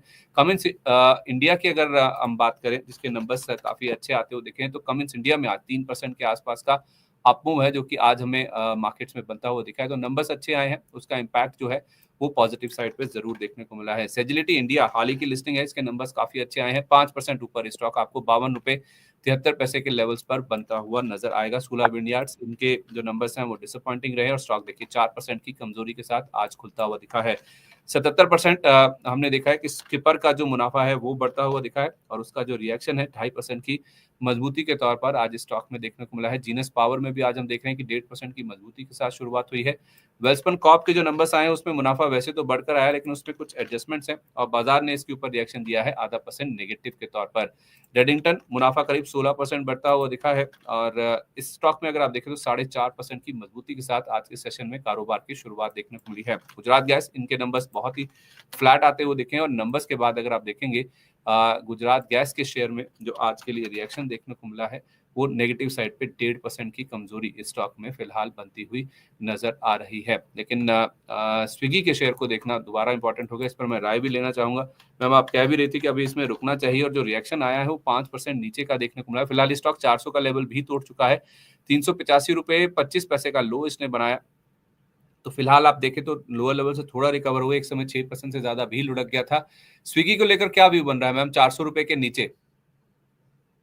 स्विगी अभी भी देखिए, ट्रेडिंग करना है तो डेफिनेटली अब आप यहाँ पर थोड़ा सा सोच सकते हैं ट्रेडिंग के लिए सिर्फ, लेकिन आपका स्टॉप लॉस आज भी जो आज का लो बना है, क्योंकि ट्रेडिंग है तो आपके लो के हिसाब से आप देख सकते हैं स्टॉप लॉस मेंटेन करें। आज का इंट्राडे लो है लगभग आपका 385 का, तो that should be stop loss. 384 पर स्टॉप लॉस फिट रख के रख सकते हैं ट्रेडिंग के लिए ही, लेकिन फिर भी इन्वेस्टिंग का this is exactly not the time. अभी भी मेरा व्यूज पर वही है कि इन्वेस्टिंग के लिए स्टॉक सही नहीं है अभी भी, क्योंकि जब तक बिजनेस में प्रॉफिट नहीं है तो वो आपको प्रॉफिट कैसे देगी लॉन्गर रन में, that's a big question and one should understand this. Redington के अलावा 4% ऊपर कांसाई नेरोलैक भी नजर आएगा, रिजल्ट्स का रिएक्शन है। कियाना कंस्ट्रक्शन 4% ऊपर है, 3.5% नेटवेब टेक्नोलॉजीज का शेयर है। एबीबी पावर यहाँ पर हम देख रहे हैं कि 3% का अपमूव है। इंडस टावर्स 2.5% ऊपर है। कैस्ट्रॉल इंडिया में भी हम देख रहे हैं कि 3% के आसपास की मजबूती आज के सेशन में बनती हुई नजर आ रही है। गिरने वाले शेयरों की बात करें तो पेज इंडस्ट्रीज और एरिस लाइफ साइंसेज कल काफी मजबूत था। आज अब देखिए 1.5 से 3% इन दोनों शेयरों में आज कमजोरी दिख रही है। तेजस नेटवर्क्स 2.5% नीचे है। मैक्स हेल्थकेयर में 2.5% की कमजोरी है। नोवावा वेल्थ में भी इतनी ही कमजोरी है और सीसीएल प्रोडक्ट्स जिसके नंबर्स आए उसका रिएक्शन आप देखिए, नंबर अच्छे नहीं है। 3.25% की कमजोरी स्टॉक में भी दिख रही है और 2.25% नीचे आपको अपोलो हॉस्पिटल का जो शेयर है वो भी आज के सेशन में कारोबार करता हुआ नजर आ सकता है। कुछ एक्टिव स्टॉक्स की बात करें तो वोडाफोन आइडिया आज हल्की नेगेटिव शुरुआत इस स्टॉक में देखने को मिली है। टाटा पावर 1% ऊपर है, 370 के आसपास का लेवल है। येस बैंक 19.5 के आसपास कारोबार कर रहा है और जोमेटो स्विगी के नंबर्स के बाद हम देखें 0.25% ऊपर है, 232 के आसपास का जो लेवल है वो फिलहाल इस स्टॉक में देखने को मिल रहा है। कुछ और स्टॉक्स जो वैल्यू वाइज अगर हम ट्रेड्स की बात करें तो कल्याण ज्वेलर्स पिछले कुछ दिनों में काफी एक्टिव होता हुआ दिखा है। 440 का लो लगाने के बाद 570 तक गया था, आज ये 0.5% के आसपास की कमजोरी दिखा रहा है। और दिग्गजों की बात करें तो रिलायंस जरूर सपोर्ट कर रहा है, 0.5% का अपमूव है। इंडेक्स में वेटेज इसका सबसे ज्यादा है। और बैंक निफ्टी में बात करें तो एचडीएफसी बैंक का वेटेज ज्यादा है, तो 0.5% के आसपास की कमजोरी है और यही कारण है शायद कि हायर लेवल्स पर बैंक निफ्टी जो है वो सस्टेन नहीं कर पाया है और हायर लेवल से जो प्रेशर है वो हमने आज के सेशन में जरूर बनता हुआ दिखा। लेकिन बाकी स्टॉक्स देखना इंपॉर्टेंट होगा क्योंकि अब 84 पॉइंट के आसपास की गेंस बैंक निफ्टी में देखने को मिल रहे। तो कल की पॉलिसी से पहले हम देख रहे हैं कि मार्केट में जो बैंकिंग स्टॉक्स पे रुझान है वो पॉजिटिव साइड पे बनता हुआ नजर आ रहा है। मैं एक बार आपको बैंक निफ्टी के जो कॉन्स्टिट्यूएंट्स हैं उसमें कहाँ किस तरह का एक्शन देखने को मिल रहा है वो भी आपके सामने रखता हूँ कि कहाँ से हम देख रहे हैं कि ज्यादा जो एक्शन है वो बनता हुआ दिख रहा है। एचडीएफसी बैंक तो ½ % नीचे है जिसका वेटेज सबसे ज्यादा है, लेकिन बाकी स्टॉक्स अगर हम देखें तो आज हम देख रहे हैं कि bank of Baroda, ICICI bank, federal bank और इंडसइंड बैंक, इनमें और इसमें पीएनबी भी आप जोड़ सकते हैं, ½ % से 0.25% की मजबूती यहाँ पर देखने को मिले। तो आईसीआईसीआई बैंक का भी वेटेज काफी ज्यादा है, वो एक सपोर्टिव है। एचडीएफसी बैंक जरूर नीचे खींच रहा है, लेकिन एसबीआई भी फ्लैट टू नेगेटिव आज के सेशन में कारोबार यहाँ पर होता हुआ नजर आ रहा है। तो कुछ कुछ बैंकिंग स्टॉक्स हैं जहाँ पे हम देख रहे हैं कि आज के सेशन में काफी अच्छा एक्शन बनता हुआ दिख रहा है। तो एक होप तो है ही है बाजार में, कहीं ना कहीं उम्मीद तो है ही है कि एक रेट कट हो सकता है। जो कल पॉलिसी का फैसला आना है उससे पहले हम देख रहे हैं कि बैंकिंग स्टॉक्स में जो मूड माहौल है वो जरूर बनता हुआ नजर आ रहा है। आपका क्या व्यू बन रहा है विले मैम, बैंकिंग को लेकर? कल पॉलिसी का फैसला आना है, उससे पहले बैंकिंग स्टॉक्स पे क्या व्यू बन रहा है? कोई पॉजिटिव साइड के एक्शंस लिए जा सकते हैं? मेरा व्यू फिलहाल पॉजिटिव नहीं है, मैं साइडवेज व्यू होल्ड कर रही हूँ फॉर टुडे एटलीस्ट। एंड आज की क्लोजिंग के बेस पर मैं डिसाइड करेंगे कि क्लोजिंग किस लेवल के ऊपर जाकर के मिल रही है। अगर हम याद कर पाएंगे ग्रोवर जी, तो मैंने बोला था कि 50 दिन का मूविंग एवरेज बहुत इंपॉर्टेंट होता है। एंड आज इंडेक्स में कल का दिन पहला दिन ऐसा था जहां पर डेली टाइम फ्रेम पर एक क्लोजिंग मिली थी 50 दिन के मूविंग एवरेज के ऊपर। अब इसीलिए यहाँ पर एक साइडवेज मोमेंटम देखने के लिए मिल सकता है एटलीस्ट आज के एक्सपायरी पॉइंट ऑफ व्यू से। इसके ऊपर अगर बात निकलती है तो डेफिनेटली पॉजिटिव बायस कंटिन्यू हो जाएगा। अगर फिर से प्राइस अपने 200 दिन के मूविंग एवरेज के नीचे क्लोज करता है तो नेगेटिव बायस फिर से कंटिन्यू होंगे। फिलहाल अगर ट्रेड प्रोस्पेक्ट से पूछ रहे हैं तो सेल ऑन राइज इंट्राडे में कुछ छोटे स्टॉप लॉस के साथ में अप्लाई किया जा सकता है। स्ट्राइक्स बहुत ही केयरफुली चूज करने पड़ेंगे क्योंकि मंथली एक्सपायरीज है अभी बैंक निफ्टी में, तो बहुत ध्यान से स्ट्राइक को सेलेक्ट करें। सेल ऑन राइज को अडॉप्ट कर सकते हैं, मेरा व्यू यही है फिलहाल के लिए। सेल ऑन राइज का व्यू लेके चले। हाँ बोलिए। फिलहाल मतलब कल की जो पॉलिसी आने वाली है उसकी कंसिडरेशन में आप बहुत ज्यादा एक्सपेक्टेशन मत रखें। बाजार को रिटेल से पहले पता होता है, मेरी बात को प्लीज आप लोग समझेंगे, इसीलिए प्राइस पहले एक्ट करता है। एंड बैंक निफ्टी ने पिछले दिनों में ऑलरेडी वो एक्ट कर लिया है। अब चाहे कितने, अब सिर्फ ये देखना है कि कितने पॉइंट का कट आ रहा है, अभी ये देखना है कट करेंगे या नहीं, ये बात का क्वेश्चन हो गया। अभी कितने पॉइंट बीपीएस करने वाले हैं दैट वी नीड टू सी। तो मेरे ख्याल से अभी यहाँ पर सेल ऑन राइज को देखें, स्टॉप लॉस छोटा रखें एंड गेट फेल फास्ट। अगर आप गलत हो जा रहे हो तो फेल जल्दी हो जाइए। तो आप कह रही हैं कि रेट कट तो होना मतलब पक्का ही है, कितने बेसिस पॉइंट का होता है ये देखना इंपॉर्टेंट है? मुझे तो यही लग रहा है फिलहाल, क्योंकि जो प्रेशर देखिए लिक्विडिटी को बूस्ट करने के लिए कई सारे एस्पेक्ट्स लिए गए हैं। सबको समझ में आ रहा है कि रिटेल के हाथ में पैसा, मतलब मिडिल क्लास हैंड्स में पैसा पहुंचाना जरूरी है, साथ में इन्फ्लेशन को कंट्रोल करना भी जरूरी है। अब देखिए अभी हम लोग एज एन इकोनॉमी बहुत इंपॉर्टेंट कंडीशन में है। हमारे पास में हम ट्रेड वॉर कभी भी देख सकते हैं। अभी जो हमारे आसपास की जो यूरोपियन कंट्रीज में हो रहा है, चाइना एशिया के अगेंस्ट में जो हुआ है, चाइना के अगेंस्ट में आई मीन टू से, तो जो इम्पैक्ट हमारे आजू बाजू की कंट्रीज में हो रहा है जिनसे हमारे बहुत अच्छे ट्रेड ट्रीट्स है, अगर वो इम्पैक्ट हो रहे हैं तो कहीं ना कहीं हमारे जो बेस प्रोडक्ट्स हैं, आज की डेट में भी हम मैन्युफैक्चरर नहीं है। It's a harsh truth but it is. हमारा 40% अभी भी हम जीडीपी जो सपोर्ट है हमारा सर्विस इंडस्ट्री से आता है। एंड जब तक ये मैन्युफैक्चरिंग में डोमिनेट नहीं होगा, जब तक मैन्युफैक्चरिंग हमें डोमिनेट नहीं करेगी, हमारा जो एक्सपोर्ट मैन्युफैक्चरिंग जो हमारे प्रोडक्ट असेंबल होते हैं जो भी है, मैं एक एक चीज एक्सप्लेन करूँ तो शायद बहुत लंबा टॉपिक हो जाएगा। बट थिंग इज कि अभी भी हमारी डिपेंडेंसी इंपोर्ट पर ज्यादा है, तब हम कुछ बनाते हैं, राइट? तो इम्पैक्ट पड़ेगा इन सब चीजों का। जो ट्रेड वॉर हमारे आसपास हो रही है उसका इम्पैक्ट हमारे जीडीपी पर पड़ेगा, और ये चीज कंसिडरेबल है। और आप देखेंगे नंबर्स वगैरह सबके साथ में एफआईआईज इस चीज को पहले समझ चुके हैं, क्योंकि हमारा रुपी डिक्लाइन हो रहा है एंड एडजस्टमेंट जो एक फाइनल ग्रोथ एडजस्टमेंट ग्रोथ के साथ मिलती है वो कम है, रिस्क ज्यादा है। अगर मेरी ही करेंसी में, मेरी ही इकोनॉमी में अगर मुझे ज्यादा सेफ्टी एंड ग्रोथ मिल रही है, देन मैं ऐसी कंट्री में क्यों जाऊं जहां पर मेरा पैसा लगा हुआ पैसा डेप्रिशिएट हो रहा हो। तो ये चीज लोगों को समझ में आ रही है और यही रीजन है कि पैसा लगातार बाहर जा रहा है। ये लगभग 1.5 साल हो चुका है, अभी तक भी वो नेट बायर्स नहीं है। तो कंसिडरेबल चीजें हैं। थोड़ा मैं इसलिए चीजों को इम्पैक्ट करना चाह रही हूँ ताकि लोग अपने ये समझ सके कि किस सेक्टर पर उनको फिलहाल ध्यान देना है। जो बूमिंग सेक्टर्स हैं जिस पर वर्ल्ड का फोकस है, उन्हीं पर आप भी फोकस्ड रहें फिलहाल।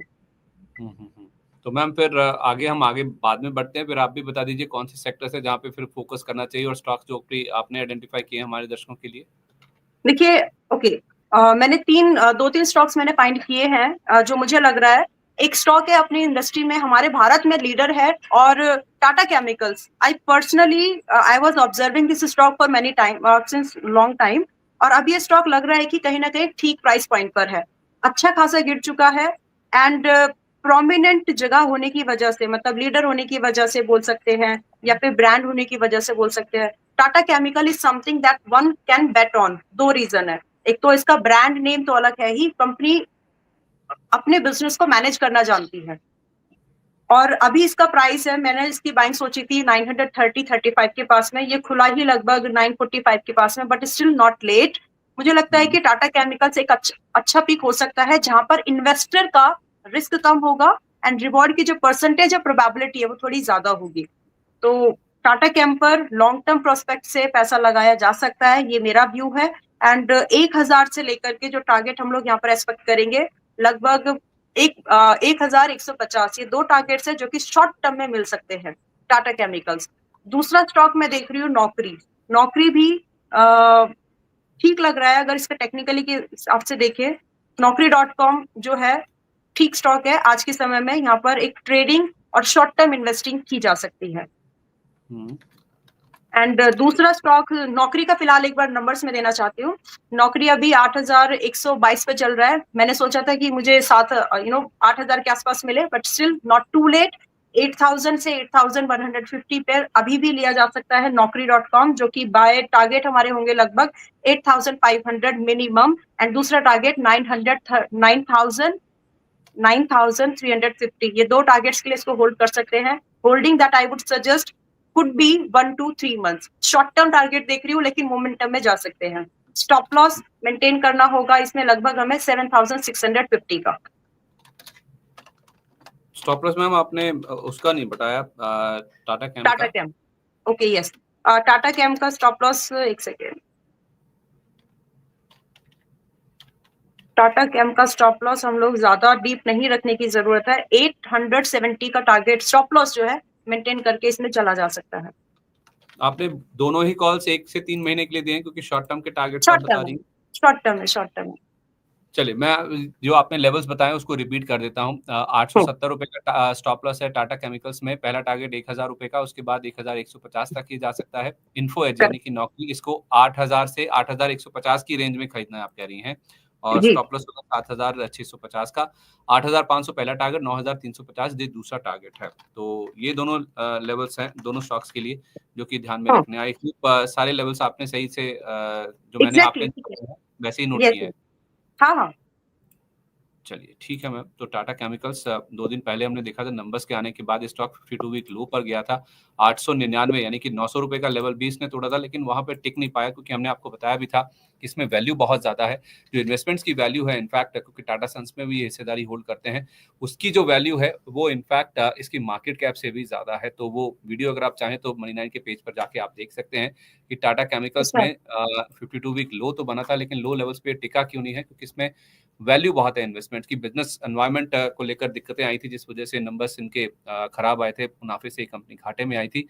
लेकिन उस दिन भी हमने आपको बताया था कि 900 रुपए के नीचे गया, लेकिन लोअर लेवल से बाइंग इंटरेस्ट इसलिए क्योंकि इसमें वैल्यू बहुत ज्यादा है, और अपने जो फेयर वैल्यू है, जो इसकी कहते हैं बुक वैल्यू है, उसके आसपास 870 के आसपास की बुक वैल्यू है, वहां तक की स्टॉक चला गया था। इसलिए लोअर लेवल से बाउंस बैक काफी अच्छा देखने को मिल रहा है। इसके अलावा मैम कुछ दर्शकों के सवाल भी लेना चाहूंगा मैं, जो कि हमारे साथ जुड़े हुए हैं और वेट कर रहे हैं। सविता अग्रवाल जी, आई थिंक पहली बार मैं इनका सवाल ले रहा हूँ। ये कह रही हैं कि दिलीप बिल्डकॉन और जुआरी एग्रो पर अपना व्यू दे दीजिए प्लीज। ये ज्वारी एग्रो ने अपना नाम ऐसा क्यों रखा है? ठीक है, मतलब इस नाम में कोई प्रॉब्लम है या आपको बोलने में अजीब लगता है? नहीं, नाम में प्रॉब्लम है, जुआरी। अच्छा, जुआरी। नहीं, एग्जैक्टली, वो जेड से है, ये जुआरी है आई थिंक। इसमें भी चेक करना होगा कि ये कोई पर्टिकुलर किसी कम्युनिटी एक्चुअली से वो भी। जौहरी है, जो वो जौहरी को पहचान होती है ना टाइप, शायद वो है ये। एक सेकेंड, हम्म, ठीक ऑल राइट। अभी मेरे पास ये स्क्रीन पर चार्ट है, मुझे 1 मिनट का आप टाइम जरूर दे दें। जुआरी मैम, गोवा में एक रिवर है, largest river in Goa. Oh, thank you for letting me know. Google. Okay ठीक है। देखिए, यहाँ पर अभी इवेंट है और इसके इवेंट का इम्पैक्ट को समझने के लिए क्वार्टरली रिजल्ट है इसके आज के ना। तो आई थिंक प्राइस बोल रहा है कि मैं गिरूंगा, and let me understand it at another aspect also. क्या रोक रहा है कितने से?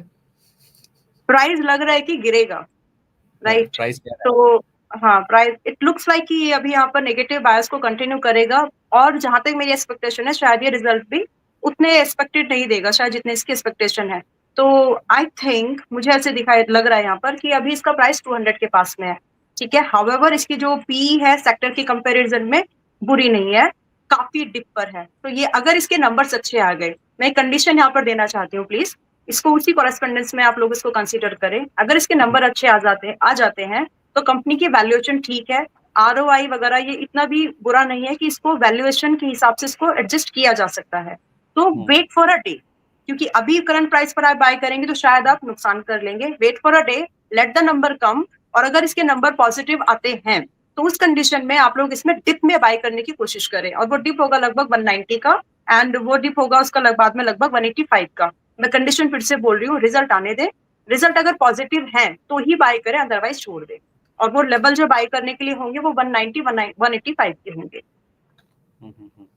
तो क्या स्टॉप लॉस टारगेट होगा उस केस में फिर, अगर 190 से 195 की रेंज में किसी को मिलता है तो? स्टॉप लॉस भी बहुत छोटा ही रखें यहाँ पर, 180 से ज्यादा नीचे जाने की जरूरत नहीं है, क्योंकि फिर ये शायद और डिक्लाइन कंटिन्यू करेगा। तो लेट इट बी, मतलब 180 पर अगर ये आ रहा है, टेस्ट कर रहा है, छोड़ देना ज्यादा बेहतर होगा। बाय कंडीशनल करनी है अगर रिजल्ट्स अच्छे हैं तो। ओके ठीक है, स्टॉप लॉस 180 का, और टारगेट क्या होगा उस केस में? इस केस में आपका पहला टारगेट ही जो होगा 210 का होगा, पहला टारगेट, एंड दूसरा टारगेट जाएगा लगभग 225 का। Short term view based on the quarterly results and price. Okay ठीक है, तो ये तो होगी जुआरी एग्रो की बात। दिलीप, बिल्डकॉन पे आपका व्यू दे दीजिए। श्योर।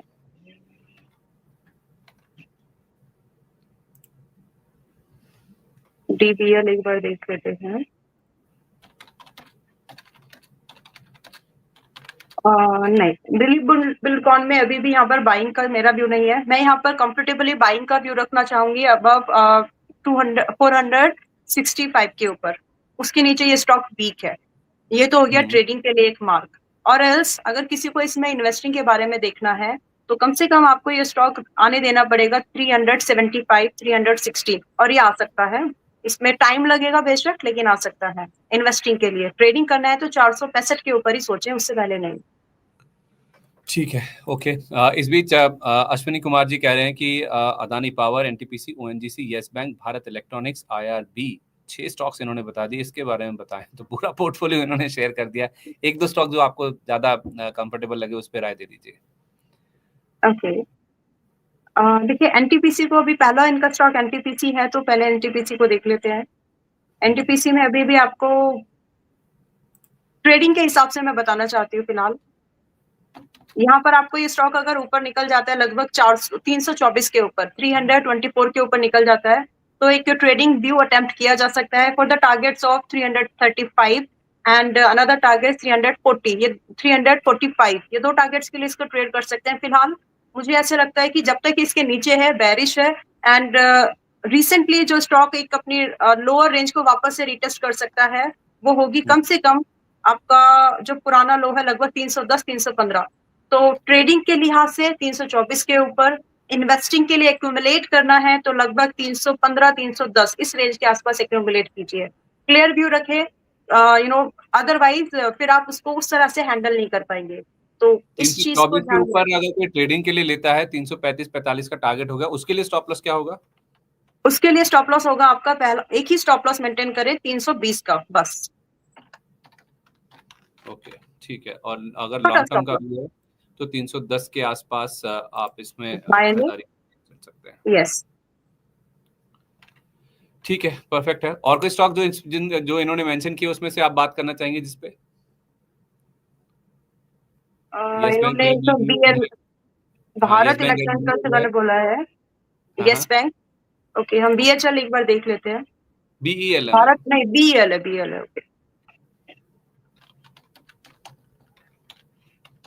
ओके, यहाँ पर एक्यूमुलेशन की मेरी सलाह होगी। देखिए BEL में अगर आप लोग देख रहे हैं इस स्टॉक को, तो यहाँ पर स्टॉप लॉस आपका बहुत डिफाइंड हो चुका है। Why I am saying this, क्योंकि 260 का स्टॉप लॉस बहुत छोटा स्टॉप लॉस है इस स्टॉक की मूवमेंट को कैच करने के लिए। पर कंपनी फंडामेंटली वगैरह ठीक है, कोई इसमें प्रॉब्लम नहीं है। भारत के जो भी बड़े प्रोजेक्ट्स आते हैं इस कंपनीज में से इसका बड़ा कंट्रीब्यूट रहता है।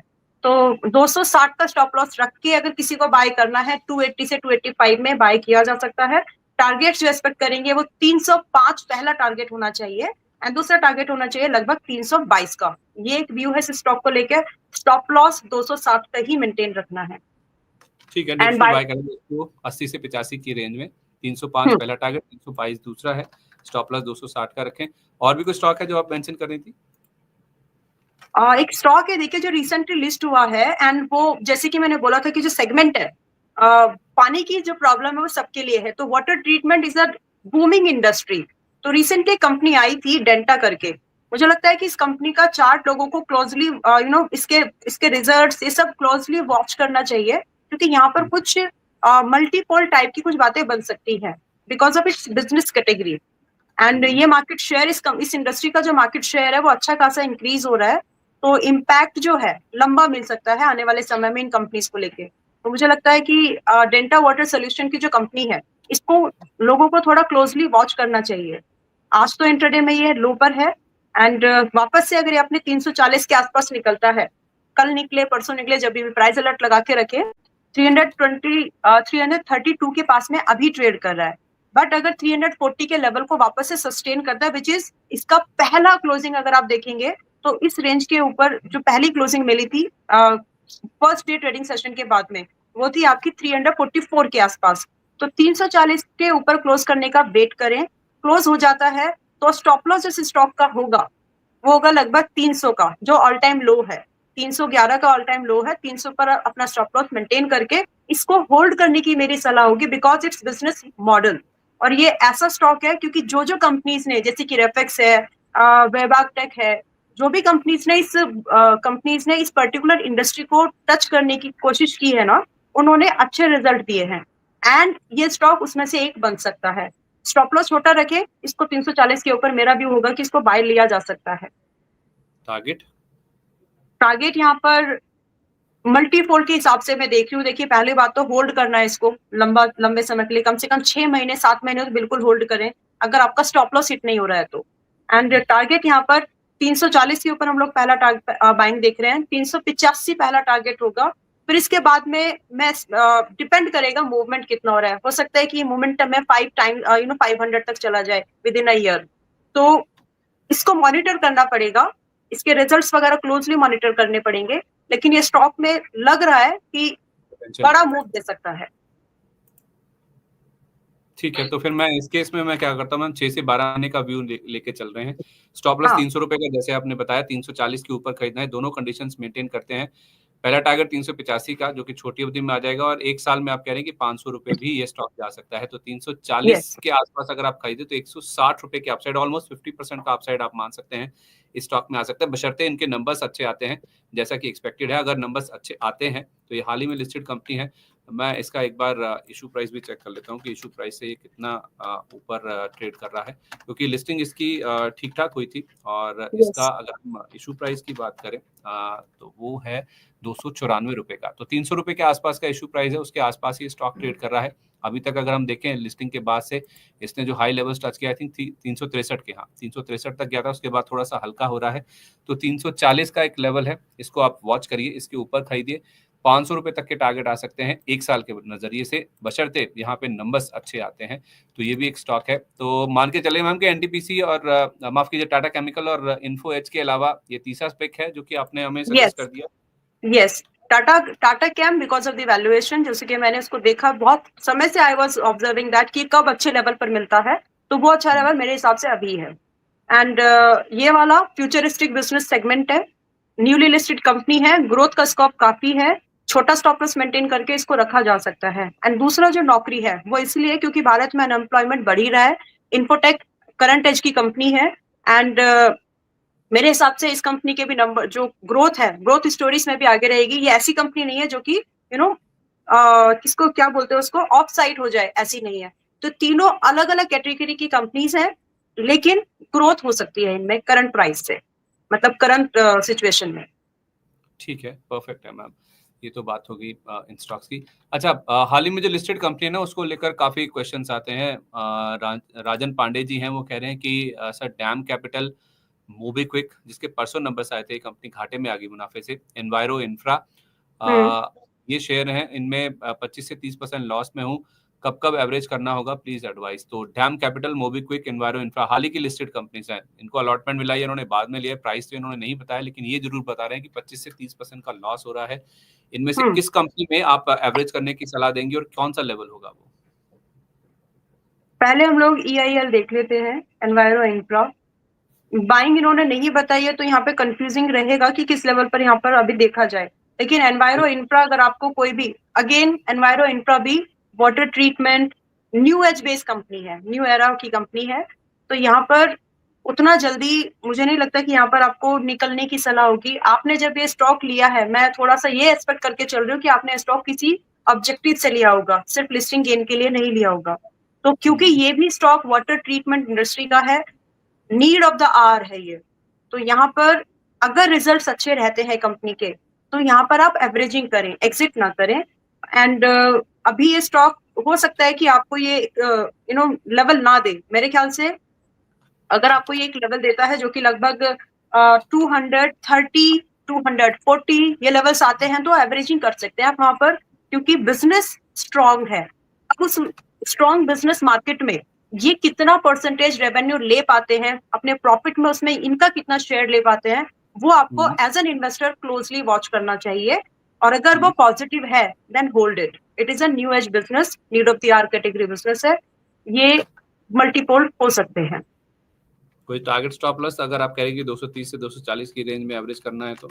यस, इसमें आप टारगेट एक्सपेक्ट करें, लंबा बड़े टारगेट्स को आप इसमें एक्सपेक्ट करें, तब उस समय पे 300 के आसपास पहला टारगेट आपको एक्सपेक्टेशन होनी चाहिए, जो कि मेरे ख्याल से लगभग 25% का अपसाइड मूवमेंट होगा अगर हमारे उस लेवल पर प्राइस मिल रहा है तो एक ये लेवल 300 का यहाँ पर एक्सपेक्ट कर सकते हैं। दूसरा, फिर इसके बाद में आपको ट्रेलिंग करनी है, क्योंकि ये कितना जाएगा एज एन एनालिस्ट, मैं मार्केट के नंबर्स के हिसाब से हम लोग यहाँ पर देख सकते हैं, सिर्फ टेक्निकल के बेस पर ये चीज गेज करना मुश्किल होता है।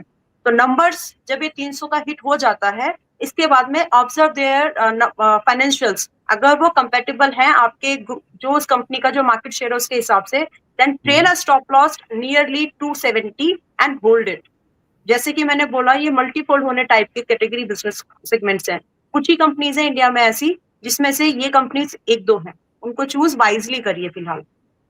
मैम 300 के केस में तो आपने स्टॉप लॉस बता दिया। अभी के लिहाज से आप जब कह रही हैं कि 200 से 230 से 240 की रेंज में एवरेज करना है, तो वहां के अभी के लिए एक स्टॉप लॉस बता दीजिए। स्टॉप लॉस ज्यादा बड़ा ना रखे, 220 225 पर अगर स्टॉप लॉस आता है तो निकल जाए। हालांकि मुश्किल है, अगर ये स्टॉक अपने 265 के लेवल के ऊपर 2 या 3 दिन के ऊपर निकल जाता है, तो शायद ये 225 इस 2-3 हफ्ते में ना भी दिखाए, ये भी पॉसिबिलिटीज है। इसीलिए अगर आता है तो ही, अगर नहीं आ रहा है तो होल्ड करें इस स्टॉक को। अच्छा, तो ये तो बात होगी एनवायरो इंफ्रा की। डैम कैपिटल या मोबीक्विक में से किसी पे आप राय दे पाएंगे? Dam capital is on my screen now, उसको हम लोग एक बार देख सकते हैं।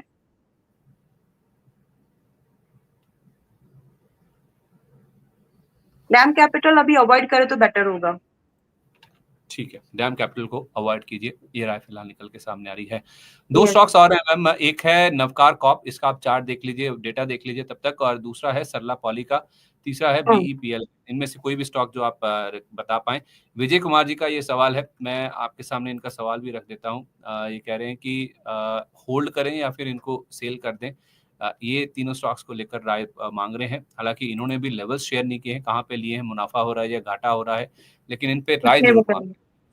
ठीक है, देखिए नवकार कॉर्प में ट्रेडिंग के लिए एक शॉर्ट टर्म व्यू बन सकता है आपका 128 के ऊपर, 128 के ऊपर यहाँ पर एक शॉर्ट टर्म ट्रेडिंग व्यू बन सकता है। एंड टारगेट जो हम लोग ट्रेडिंग के हिसाब से देखेंगे, 135 पहला एंड 139 दूसरा। ये दो टारगेट्स के लिए अगर कोई चाहे, लग रहा है अगर ट्रेडिंग के हिसाब से, तो 128 के ऊपर इसको बाय कर सकते हैं। वेल, स्टॉप लॉस जो यहाँ पर आपको मेंटेन करना चाहिए वो होगा लगभग आपका, मतलब डीप स्टॉप लॉस है तो उसको रहने ही दें, लगभग आपका 119 या 118, ये 2 स्टॉप लॉस रेंज समझ के रख सकते हैं। हालांकि स्टॉप लॉस हिट करने से पहले पॉसिबिलिटीज है कि स्टॉक अपने टारगेट्स की तरफ मूव करे, जो मैंने अभी आपके साथ में शेयर किया है। तो ये है इसके बारे में, नवकार कॉर्प के बारे में, क्योंकि मुझे नहीं पता कि इनकी बाइंग कितने की है, तो जो मुझे as a trading point of view यहाँ पे दिख रहा है वो मैंने आपके साथ में अभी शेयर किया है। ठीक है। एंड दूसरा स्टॉक है सरला पॉली का, इसको छोड़ देना फिलहाल बेटर होगा, क्योंकि 84 के स्टॉक प्राइस पर अभी ये ट्रेड कर रहा है। प्राइस ने अपने इंपॉर्टेंट रेजिस्टेंस सपोर्ट्स को तोड़ करके फिलहाल ये काम कर रहा है। एंड जो फंडामेंटली भी कंपनी अगर देखें तो सेक्टर की कंपैरिजन में ठीक है, बट जो फाइनेंशियल्स हैं, इसका आप डेट देखिएगा, इसका डेट बढ़ा है और सिग्निफिकेंटली बढ़ा है, लगभग 25% से कंपनी ने अपने डेट को इंक्रीज किया है। और जहां पर इसका जो प्रॉफिट मार्जिन है वो भी बढ़ा है लगभग 50% से। तो डेट बढ़ा है, प्रॉफिट बढ़ा है। अगर ये सब चीजें कुछ और समय के लिए, जो क्वार्टरली रिजल्ट इसके अभी इन्होंने डिक्लेयर किए हैं, आज ही आएंगे मेरे ख्याल से, अगर ये क्वार्टरली रिजल्ट पॉजिटिव रहते हैं तो इस स्टॉक में बाइंग की मेरी सलाह होगी अबव 87।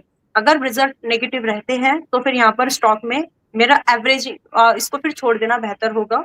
87 के ऊपर बाय कर ले। टारगेट यहाँ पर एक्सपेक्ट करें लगभग 94 का एंड 97 का, ये 2 टारगेट। स्टॉप लॉस जो मेंटेन करना होगा हमें यहाँ पर वो 80 का। तो बहुत ही कंजर्वेटिव वे में हमें यहाँ पर काम करना है स्टॉक को लेकर के, क्योंकि बहुत ज्यादा इंप्रेसिव नंबर नहीं है एज ऑफ सो फार। अगर ये वाला फाइनेंशियल क्वार्टर भी अच्छा नहीं आता है तो शायद इसमें नेगेटिव बायस को ट्रिगर कर सकता है। परफेक्ट है, नतीजे अच्छे आने चाहिए, नतीजों को देख लें, उसके बाद आप इसमें 87 के ऊपर जाए तो ही इसको खरीदें।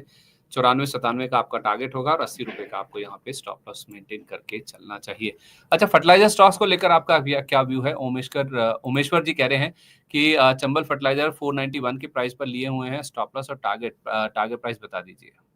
490 इन्होंने अच्छा पिक लिया है। और चंबल फर्टिलाइजर में अगर अभी भी कोई बाइंग के बारे में सोच रहा है, still at a good price, मतलब गुड, सही जगह पर है। 521 के आसपास चल रहा है। टारगेट में यहाँ पर एक्सपेक्ट कर रही हूँ आप इनकी बाइंग लगभग 491 के आसपास, राइट। यहाँ पर अभी भी यहाँ टारगेट की एक्सपेक्टेशन है 545। पहला टारगेट एक्सपेक्ट किया जा सकता है आसानी से, क्योंकि ये स्टॉक जिस तरह से गवर्नमेंट का इंटरेस्ट बढ़ा है एग्रो को बूस्ट करने के लिए, सपोर्ट करने के लिए, तो केमिकल फर्टिलाइजर ये कोरिलेटेड कंपनीज है। और साथ में जब आपका गवर्नमेंट पॉलिसीज भी इसको सपोर्ट कर दे। गिवन दिस, मैं एक चीज याद करना चाहती हूँ, अभी अभी जो रिसेंट डेटा आया था, जो क्या बोलते हैं उनको, ट्रैक्टर्स, जो खेतों में काम करने वाले जो ट्रैक्टर्स होते हैं ना, उनका नंबर्स इंप्रूव मिला है। तो वो क्यों बढ़ा है उसको समझते हैं। अगर किसी ने ट्रैक्टर खरीदा है, इसका मतलब वो खेती करेगा मतलब कि फर्टिलाइजर लगेंगे। तो ये कोरिलेटेड चेन है, उसको समझते हुए फर्टिलाइजर स्टॉक्स में अभी भी मोमेंटम आगे वाले कुछ मंथ्स में कंटिन्यू रहने की हाई पॉसिबिलिटीज है। नाउ इस स्टॉक का पहला टारगेट मैं देख रही हूँ 545 का। अगर होल्ड कर रहे हैं तो इसको, अगर है अभी पास में, होल्ड करें, नहीं है तो भी बाय कर ले। एंड यहाँ पर मोमेंटम कंटिन्यू होने की हाई पॉसिबिलिटीज है। स्टॉप लॉस जो मेंटेन करना है 521 का। अगर आप कोई आज की डेट में बाइंग के बारे में सोच रहा है तो 480 should be the stop loss, 480 should be the stop loss. And target जो यहाँ पर हम लोग एक्सपेक्ट करेंगे वो होंगे, पहला target as I said 545, and इसके बाद में दूसरा टारगेट जो मैं यहाँ पर देखना चाहूंगी, देख सकती हूँ, वो लगभग 650 645 के आसपास मिल सकता है। होल्डिंग जो हम यहाँ पर देखेंगे लगभग 1 क्वार्टर, 1 से 3 महीने के अंदर ये पॉसिबिलिटीज है कि मोमेंटम में गेंस मिल जाए। तो 1 से 3 महीना आप चंबल फर्टिलाइजर को होल्ड कीजिए, नहीं है तो खरीद भी लीजिए। 521 के आसपास है, 480 रुपए का स्टॉप लॉस लगा ले। 545 पहला टारगेट, उसके बाद 650 रुपए तक भी जा सकता है। अगर आप 1 क्वार्टर का समय यानी कि 1 से 3 महीने का समय से देते हैं तो यहाँ पे अच्छे खासे गेंस बनते हुए नजर आ सकते हैं। मैम, क्या पदम जी पेपर में भी लॉन्ग टर्म के लिए फ्रेश एंट्री ली जा सकती है? ये आबिद भाई का सवाल है। पदम जी पेपर, आप मुझे स्पेल कर देंगे तो अच्छा रहे। PUDUM है ये। PUD, okay.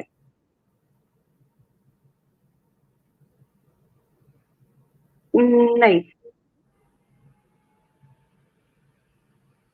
इसको अवॉइड करना चाहिए मेरे हिसाब से।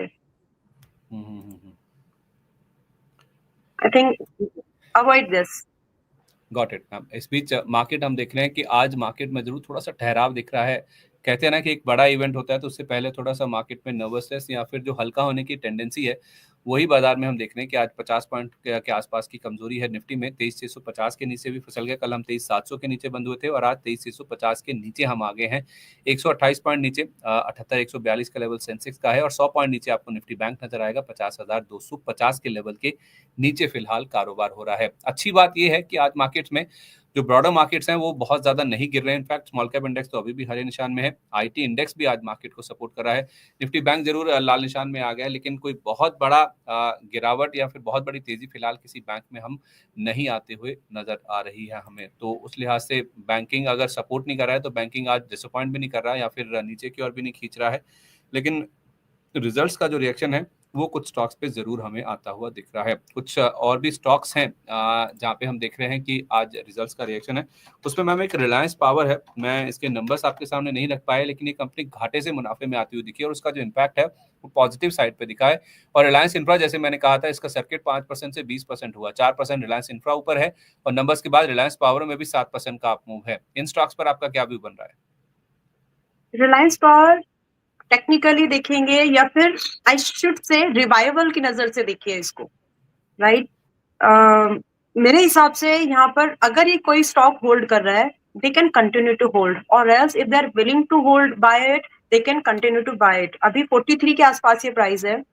थोड़ा सा स्टॉप लॉस एंड टारगेट क्योंकि परसेंटेज वाइज बड़े होंगे तो एक्सपोजर को लिमिट कर लेना। लेकिन मुझे लगता है कि इस स्टॉक में आज के समय में अगर कोई फ्रेश बाइंग के बारे में सोच रहा है, so it's a good bet. And इस नजर से अगर हम इसको देखेंगे तो लगभग आपका स्टॉप लॉस डीप है, जैसे मैंने बोला है। 35 का स्टॉप लॉस के साथ इसको होल्ड करके इस स्टॉक को इसके ऑल टाइम हाई जो अभी थोड़े पहले दिन लगे थे, जैसे कि सितंबर में 2024 में इसका हाई आया था, 54 52 इस स्टॉक को रखा जा सकता है, क्योंकि कहीं ना कहीं इसमें रिवाइवल दिख रहा है, राइट? तो I think one can consider to hold it और कंसिडर टू बाय इट। तो होल्ड करें रिलायंस पावर के शेयर को। आप खरीद भी सकते हैं। 52-54 तक के टारगेट आ सकते हैं और 35 रुपए का स्टॉप लॉस रखना होगा। एक रिलायंस इंफ्रा पे भी आपका व्यू दे दीजिए। श्योर।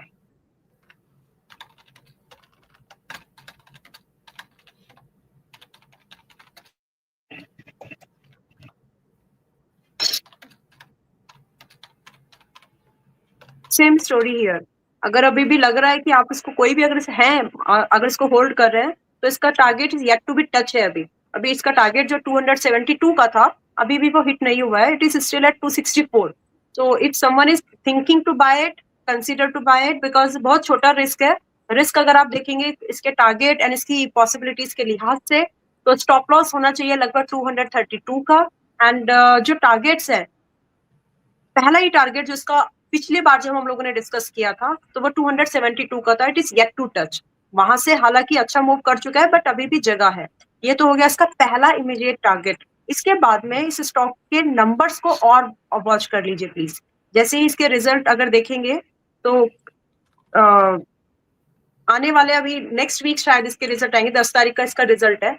देखिए कि अगर वो कंपनी रिवाइवल जो बोल रहे हैं कि नंबर, जैसे रिलायंस पावर के नंबर ठीक हो गए हैं, तो अगर इसके भी नंबर ठीक होते नजर आ रहे हैं तो वहां पर रुकने की मेरी सलाह होगी। क्लोज वॉच करिए, स्टॉप लॉस रिस्ट्रिक्ट रखिए, लेकिन होल्ड करिए या फिर फ्रेश एंट्री बना सकते हैं। पहला टारगेट अभी भी वही होगा, इंक्रीज नहीं कर रही हूँ पहला टारगेट। हाँ, अगर नंबर अच्छे आ जाते हैं तो फिर यहाँ पर दूसरा टारगेट आप 310 के आसपास भी देख सकते हैं। परफेक्ट। एक सवाल और ले रहा हूं और उसके बाद में फिर 5-6 नंबर्स हैं, बड़ी कंपनियों के नंबर्स आ जाने हैं। कुछ 6 निफ्टी की कंपनियां जिनके नंबर्स आ रहे हैं। एफएनओ साइड में भी बहुत एक्शन है नंबर्स वाइज। कैस्ट्रॉल को लेकर आपका व्यू दे दीजिए। ये कुलदीप कौर जी का सवाल है। इनकी 190 रुपए की बाइंग है। ये पूछ रहे हैं कि मुझे सेल करना चाहिए या होल्ड करना चाहिए। पिछले कुछ समय में देखा था कि हायर लेवल से काफी करेक्शन आया था स्टॉक में। अब जो मोमेंटम बन रहा है लो लेवल से वो काफी स्ट्रॉन्ग बनता हुआ दिख रहा है। आई थिंक इसने 169-170 के आसपास का लो बनाया था और वहां से अभी आ गया 200 रुपए के ऊपर। क्या राय देंगी आप? इन्होंने लेवल तो नहीं बताया कहाँ पे लिया, सॉरी 190 पे। हाँ, लेकिन होल्ड कर सकते हैं। यहाँ पर मोमेंटम स्ट्रॉन्ग है एंड ये मोमेंटम और स्ट्रॉन्ग बनेगा जब ये स्टॉक अपने 208 के लेवल को निकाल के सस्टेन हो जाएगा। तो मेरा स्ट्रॉन्ग व्यू यही है इस पे कि आप इसमें ज्यादा बड़ा स्टॉप लॉस रखे नहीं। आपकी 190 की बाइंग है, आप इसको होल्ड कर लीजिए एंड ये स्टॉक आपको थोड़े समय अगर आप इसको होल्ड करेंगे तो ये आपको अच्छे लेवल्स दिखा सकता है, जिसमें कि पहला ही टारगेट आपका काफी बड़ा है। आई वुड से कि लगभग 250 का पहला टारगेट है, जो कि बहुत जल्दी हिट कर सकता है, राइट? क्योंकि यहाँ पर मंथली टाइम फ्रेम मैं चाहती हूँ कि एक बार सभी लोग अगर इसको मतलब आप देख रहे हैं, इसको जज कर रहे हैं, तो आप इसके आरएसआई वगैरह देखिए। एक कॉमन चीज आप सभी लोगों को मिलेगी कि जो स्टॉक्स रिजल्ट वाइज अच्छे हैं, कंपनी में वैल्यू है, और अगर वो स्टॉक ओवरसोल्ड कंडीशन में है तो लोगों को इंटरेस्ट उस पर आ रहा है। एंड ये इसके लिए भी पॉसिबिलिटीज है। ये स्टॉक अभी होल्ड करने लायक है, बेचने लायक नहीं है। चलिए ठीक है, होल्ड करना चाहिए। आप कह रहे हैं कि पहला टारगेट 250 का है, 190 पे इनकी बाइंग है, तो स्टॉप लॉस क्या देंगे इनको आप? आपका स्टॉप लॉस यहाँ पर थोड़ा सा डीप रहेगा, जो कि इसका पुराना सपोर्ट है, विच इज 170। 170 पर स्टॉप लॉस लगा करके आप 250 के लिए पहला टारगेट एक्सपेक्ट करके रखें इसको। ओके ठीक है, ये बात होगी कैस्ट्रल की। लेकिन जैसे मैं कह रहा था कि आज जब बहुत सारे नंबर्स आने, उसमें भारतीय एयरटेल है, एसबीआई है, आईटीसी है, ट्रेंट है, ब्रिटानिया है, तो ये निफ्टी की कंपनीज है। इसमें हीरो मोटोकॉर्प है, बीएससी के नंबर्स भी आने हैं, आरईसी है, भारतीय हेक्साकॉम, औरोबिंदो फार्मा। ये कुछ बड़े नाम हैं जिनके नंबर्स आने हैं, और वैसे तो बीडीएल, एनएमडीसी, इनके नंबर्स भी आएंगे। तो काफी दिग्गज कंपनियां हैं जिनके नंबर्स आज आने वाले हैं। तो रिजल्ट्स हैवी डे है आज के सेशन में। निफ्टी की कंपनियों के नंबर्स भी आने हैं, वायदा बाजार की भी काफी सारी कंपनियां जिनके नंबर्स का आज बाजार इंतजार कर रहा है। इन स्टॉक्स में से कोई ऐसा स्टॉक जो आपको बहुत ज्यादा पसंद हो? अच्छा, एसबीआई तभी थोड़ा सा लैकलस्टर है, आज नतीजे आने वाले उससे पहले। देखिए, ट्रेंड में फिलहाल फ्रेश बाइंग की सलाह नहीं है, अभी भी स्टॉक ओवरबॉट है। तो मेरे ख्याल से रिजल्ट कैसे भी हो, चाहे अच्छे हो या नेगेटिव हो, फिलहाल अभी आप इसको अवॉइड करें। Not the good time to invest, because जो मोमेंटम, जो गेन इसने पिछले समय में दिए हैं, उसके हिसाब से इसमें अभी और भी जगह है कि profit booking likely to continue. And 5,674 के आसपास ये स्टॉक ट्रेड कर रहा है। आपको अगर ये स्टॉक मिल जाता है लगभग 5,000, 4,800 के आसपास, तो देखें, वहां पर बाय इमीडिएटली मत करें, देखें कि नंबर्स कैसे हैं। अगर वो ठीक ठाक है तो ही इसमें फिर आप कुछ कंसिडरेशन में ला सकते हैं। और नंबर चाहे पॉजिटिव हो या नेगेटिव हो, ये लेवल टच होने की हाई पॉसिबिलिटीज है। गिवन दिस, दूसरा जो स्टॉक है भारतीय एयरटेल के, जो नंबर आज ये स्टॉक का जो रिजल्ट आने वाले हैं, भारतीय एयरटेल में पिछली बार जहां तक मुझे याद है, आई थिंक मैंने एक व्यू दिया था कि इसमें लेवल टच हो सकते हैं, 1700 का लेवल दिया था, जो कि अभी हिट नहीं हुआ है। 1680 का स्टॉक ने हाई बनाया है। तो आई थिंक अभी भी इस स्टॉक में मोमेंटम कंटिन्यू रहेगा, लेकिन प्रॉफिट इसको आपको थोड़ा सा ना स्ट्रेटेजिकली चलना पड़ेगा। कंपनी प्रॉफिटेबल है, जो डेटा सेंटर वगैरह की जो इनकी काम है, उस पे भी इनका अच्छा खासा, क्या बोलते हैं उसको, I should say market share बढ़ रहा है, प्रोमिनेंटली काम कर रहे हैं, लेकिन वैल्यूएशन जस्टिफाई नहीं है अभी। तो वैल्यूएशन जो है वो सेक्टर के 11 है, इनका 82 है। तो उसकी वजह से अगर ये स्टॉक प्रॉफिट बुकिंग आपको स्टॉप लॉस हिट करता है, मैं स्ट्रिक्टली बताना चाहती हूँ, अगर ये 1600 के भाव के नीचे आता है, तो उस समय से स्टॉक को थोड़े समय के लिए, 1600 नहीं, 1580 के नीचे अगर आता है, तो थोड़े समय के लिए इसको छोड़ देने में भलाई होगी। फिर कहां पर बाय लेना है, वो रेंज बन के आएगी लगभग आपका 1400, 1450, और ये आएंगे नंबर। अगर एक बार 1580 का लेवल ब्रेक होता है, तो आपको 1400, 1450 ही लेवल्स मिलेंगे। क्लोजली वॉच करेंगे तो आपको अच्छी बाइंग अच्छे स्टॉक में अच्छे समय पर मिल सकती है। तो आप कह रहे हैं कि 1400 से 1450 की रेंज में आने पर भारतीय एयरटेल को खरीदें? यस, अभी वैल्यूएशन महंगे कंपनी हैं। अच्छी है। यस, क्योंकि कंपनी अच्छी नो है। डाउट, कंपनी तो अच्छी है नो डाउट, लेकिन लेवल्स भी कोई चीज होती है, उसको रिस्पेक्ट करना चाहिए। वो लेवल अच्छे बनेंगे 1400 से लेकर 1450 रुपए के बीच में। तो मार्केट इस बीच हम देख रहे हैं कि थोड़ा सा सुस्ताने के मूड में है। बड़ा फैसला है आरबीआई की, जो पॉलिसी का फैसला आना है, उससे पहले थोड़ा सा ठहराव मार्केट में, या फिर परसों का जो बड़ा मूव आया था उसके बाद थोड़ी सी प्रॉफिट बुकिंग मार्केट्स में देखने को मिली, लेकिन बहुत बड़ी गिरावट भी नहीं है। 64 पॉइंट नीचे बैंक निफ्टी है, 160 पॉइंट का फॉल हमें सेंसेक्स में दिख रहा है, और 55 पॉइंट नीचे आपको निफ्टी नजर आएगा। दिक्कत यह है कि ये गिरावट बढ़ ना जाए। फिलहाल के लिए 2 दिन में हम देख रहे हैं कि बड़े मूव के बाद ठहराव देखने को मिल रहा है। और आज एफआईआईस की बाइंग का नंबर भी नहीं आया, जो कि कल शाम को हमारे पास आया था, परसों शाम को जो आया था। आई थिंक एफआईआईस ने इस मंथ में कल की, सिर्फ कल की बात करें तो 5 फरवरी को, यानी कल को भी 1682 करोड़ का सेलिंग किया है कैश सेगमेंट में। Alone in this month, in 5 trading session में, ऑलमोस्ट 5 दिन के ट्रेडिंग सेशन में 6159, लगभग 6200 करोड़ का ये सेलिंग कर चुके हैं। तो ये जो सेलिंग का मोमेंटम है, दिट शुड स्टॉप। अगर ये स्टॉप नहीं होता है तो पैनिक आएगा फिर बाकी के जो रिटेल इन्वेस्टर्स हैं, and this has to be taken care with with the utmost sincerity. अब इसमें कौन क्या कर सकता है, पॉलिसी मेकर्स क्या कर सकते हैं, it's of course their call, but that has to be in consideration with utmost priority. वो मेरा एक व्यू है। जबकि हमारे DII 4000 करोड़ के लगभग की बाइंग कर पाए हैं, राइट। तो जो एब्जॉर्बेंट है उनकी सेलिंग उतनी ही है, लेकिन इधर से धीरे धीरे आप देखेंगे तो इंटेंसिटी बाइंग की कम हो रही है, because we are mostly dependent on SIPs and all. तो रुपी को इम्प्रूव होना बहुत जरूरी है। मैं एक ही वर्ड में यही बोलना चाहती हूँ बस। दोनों इंटर रिलेटेड है।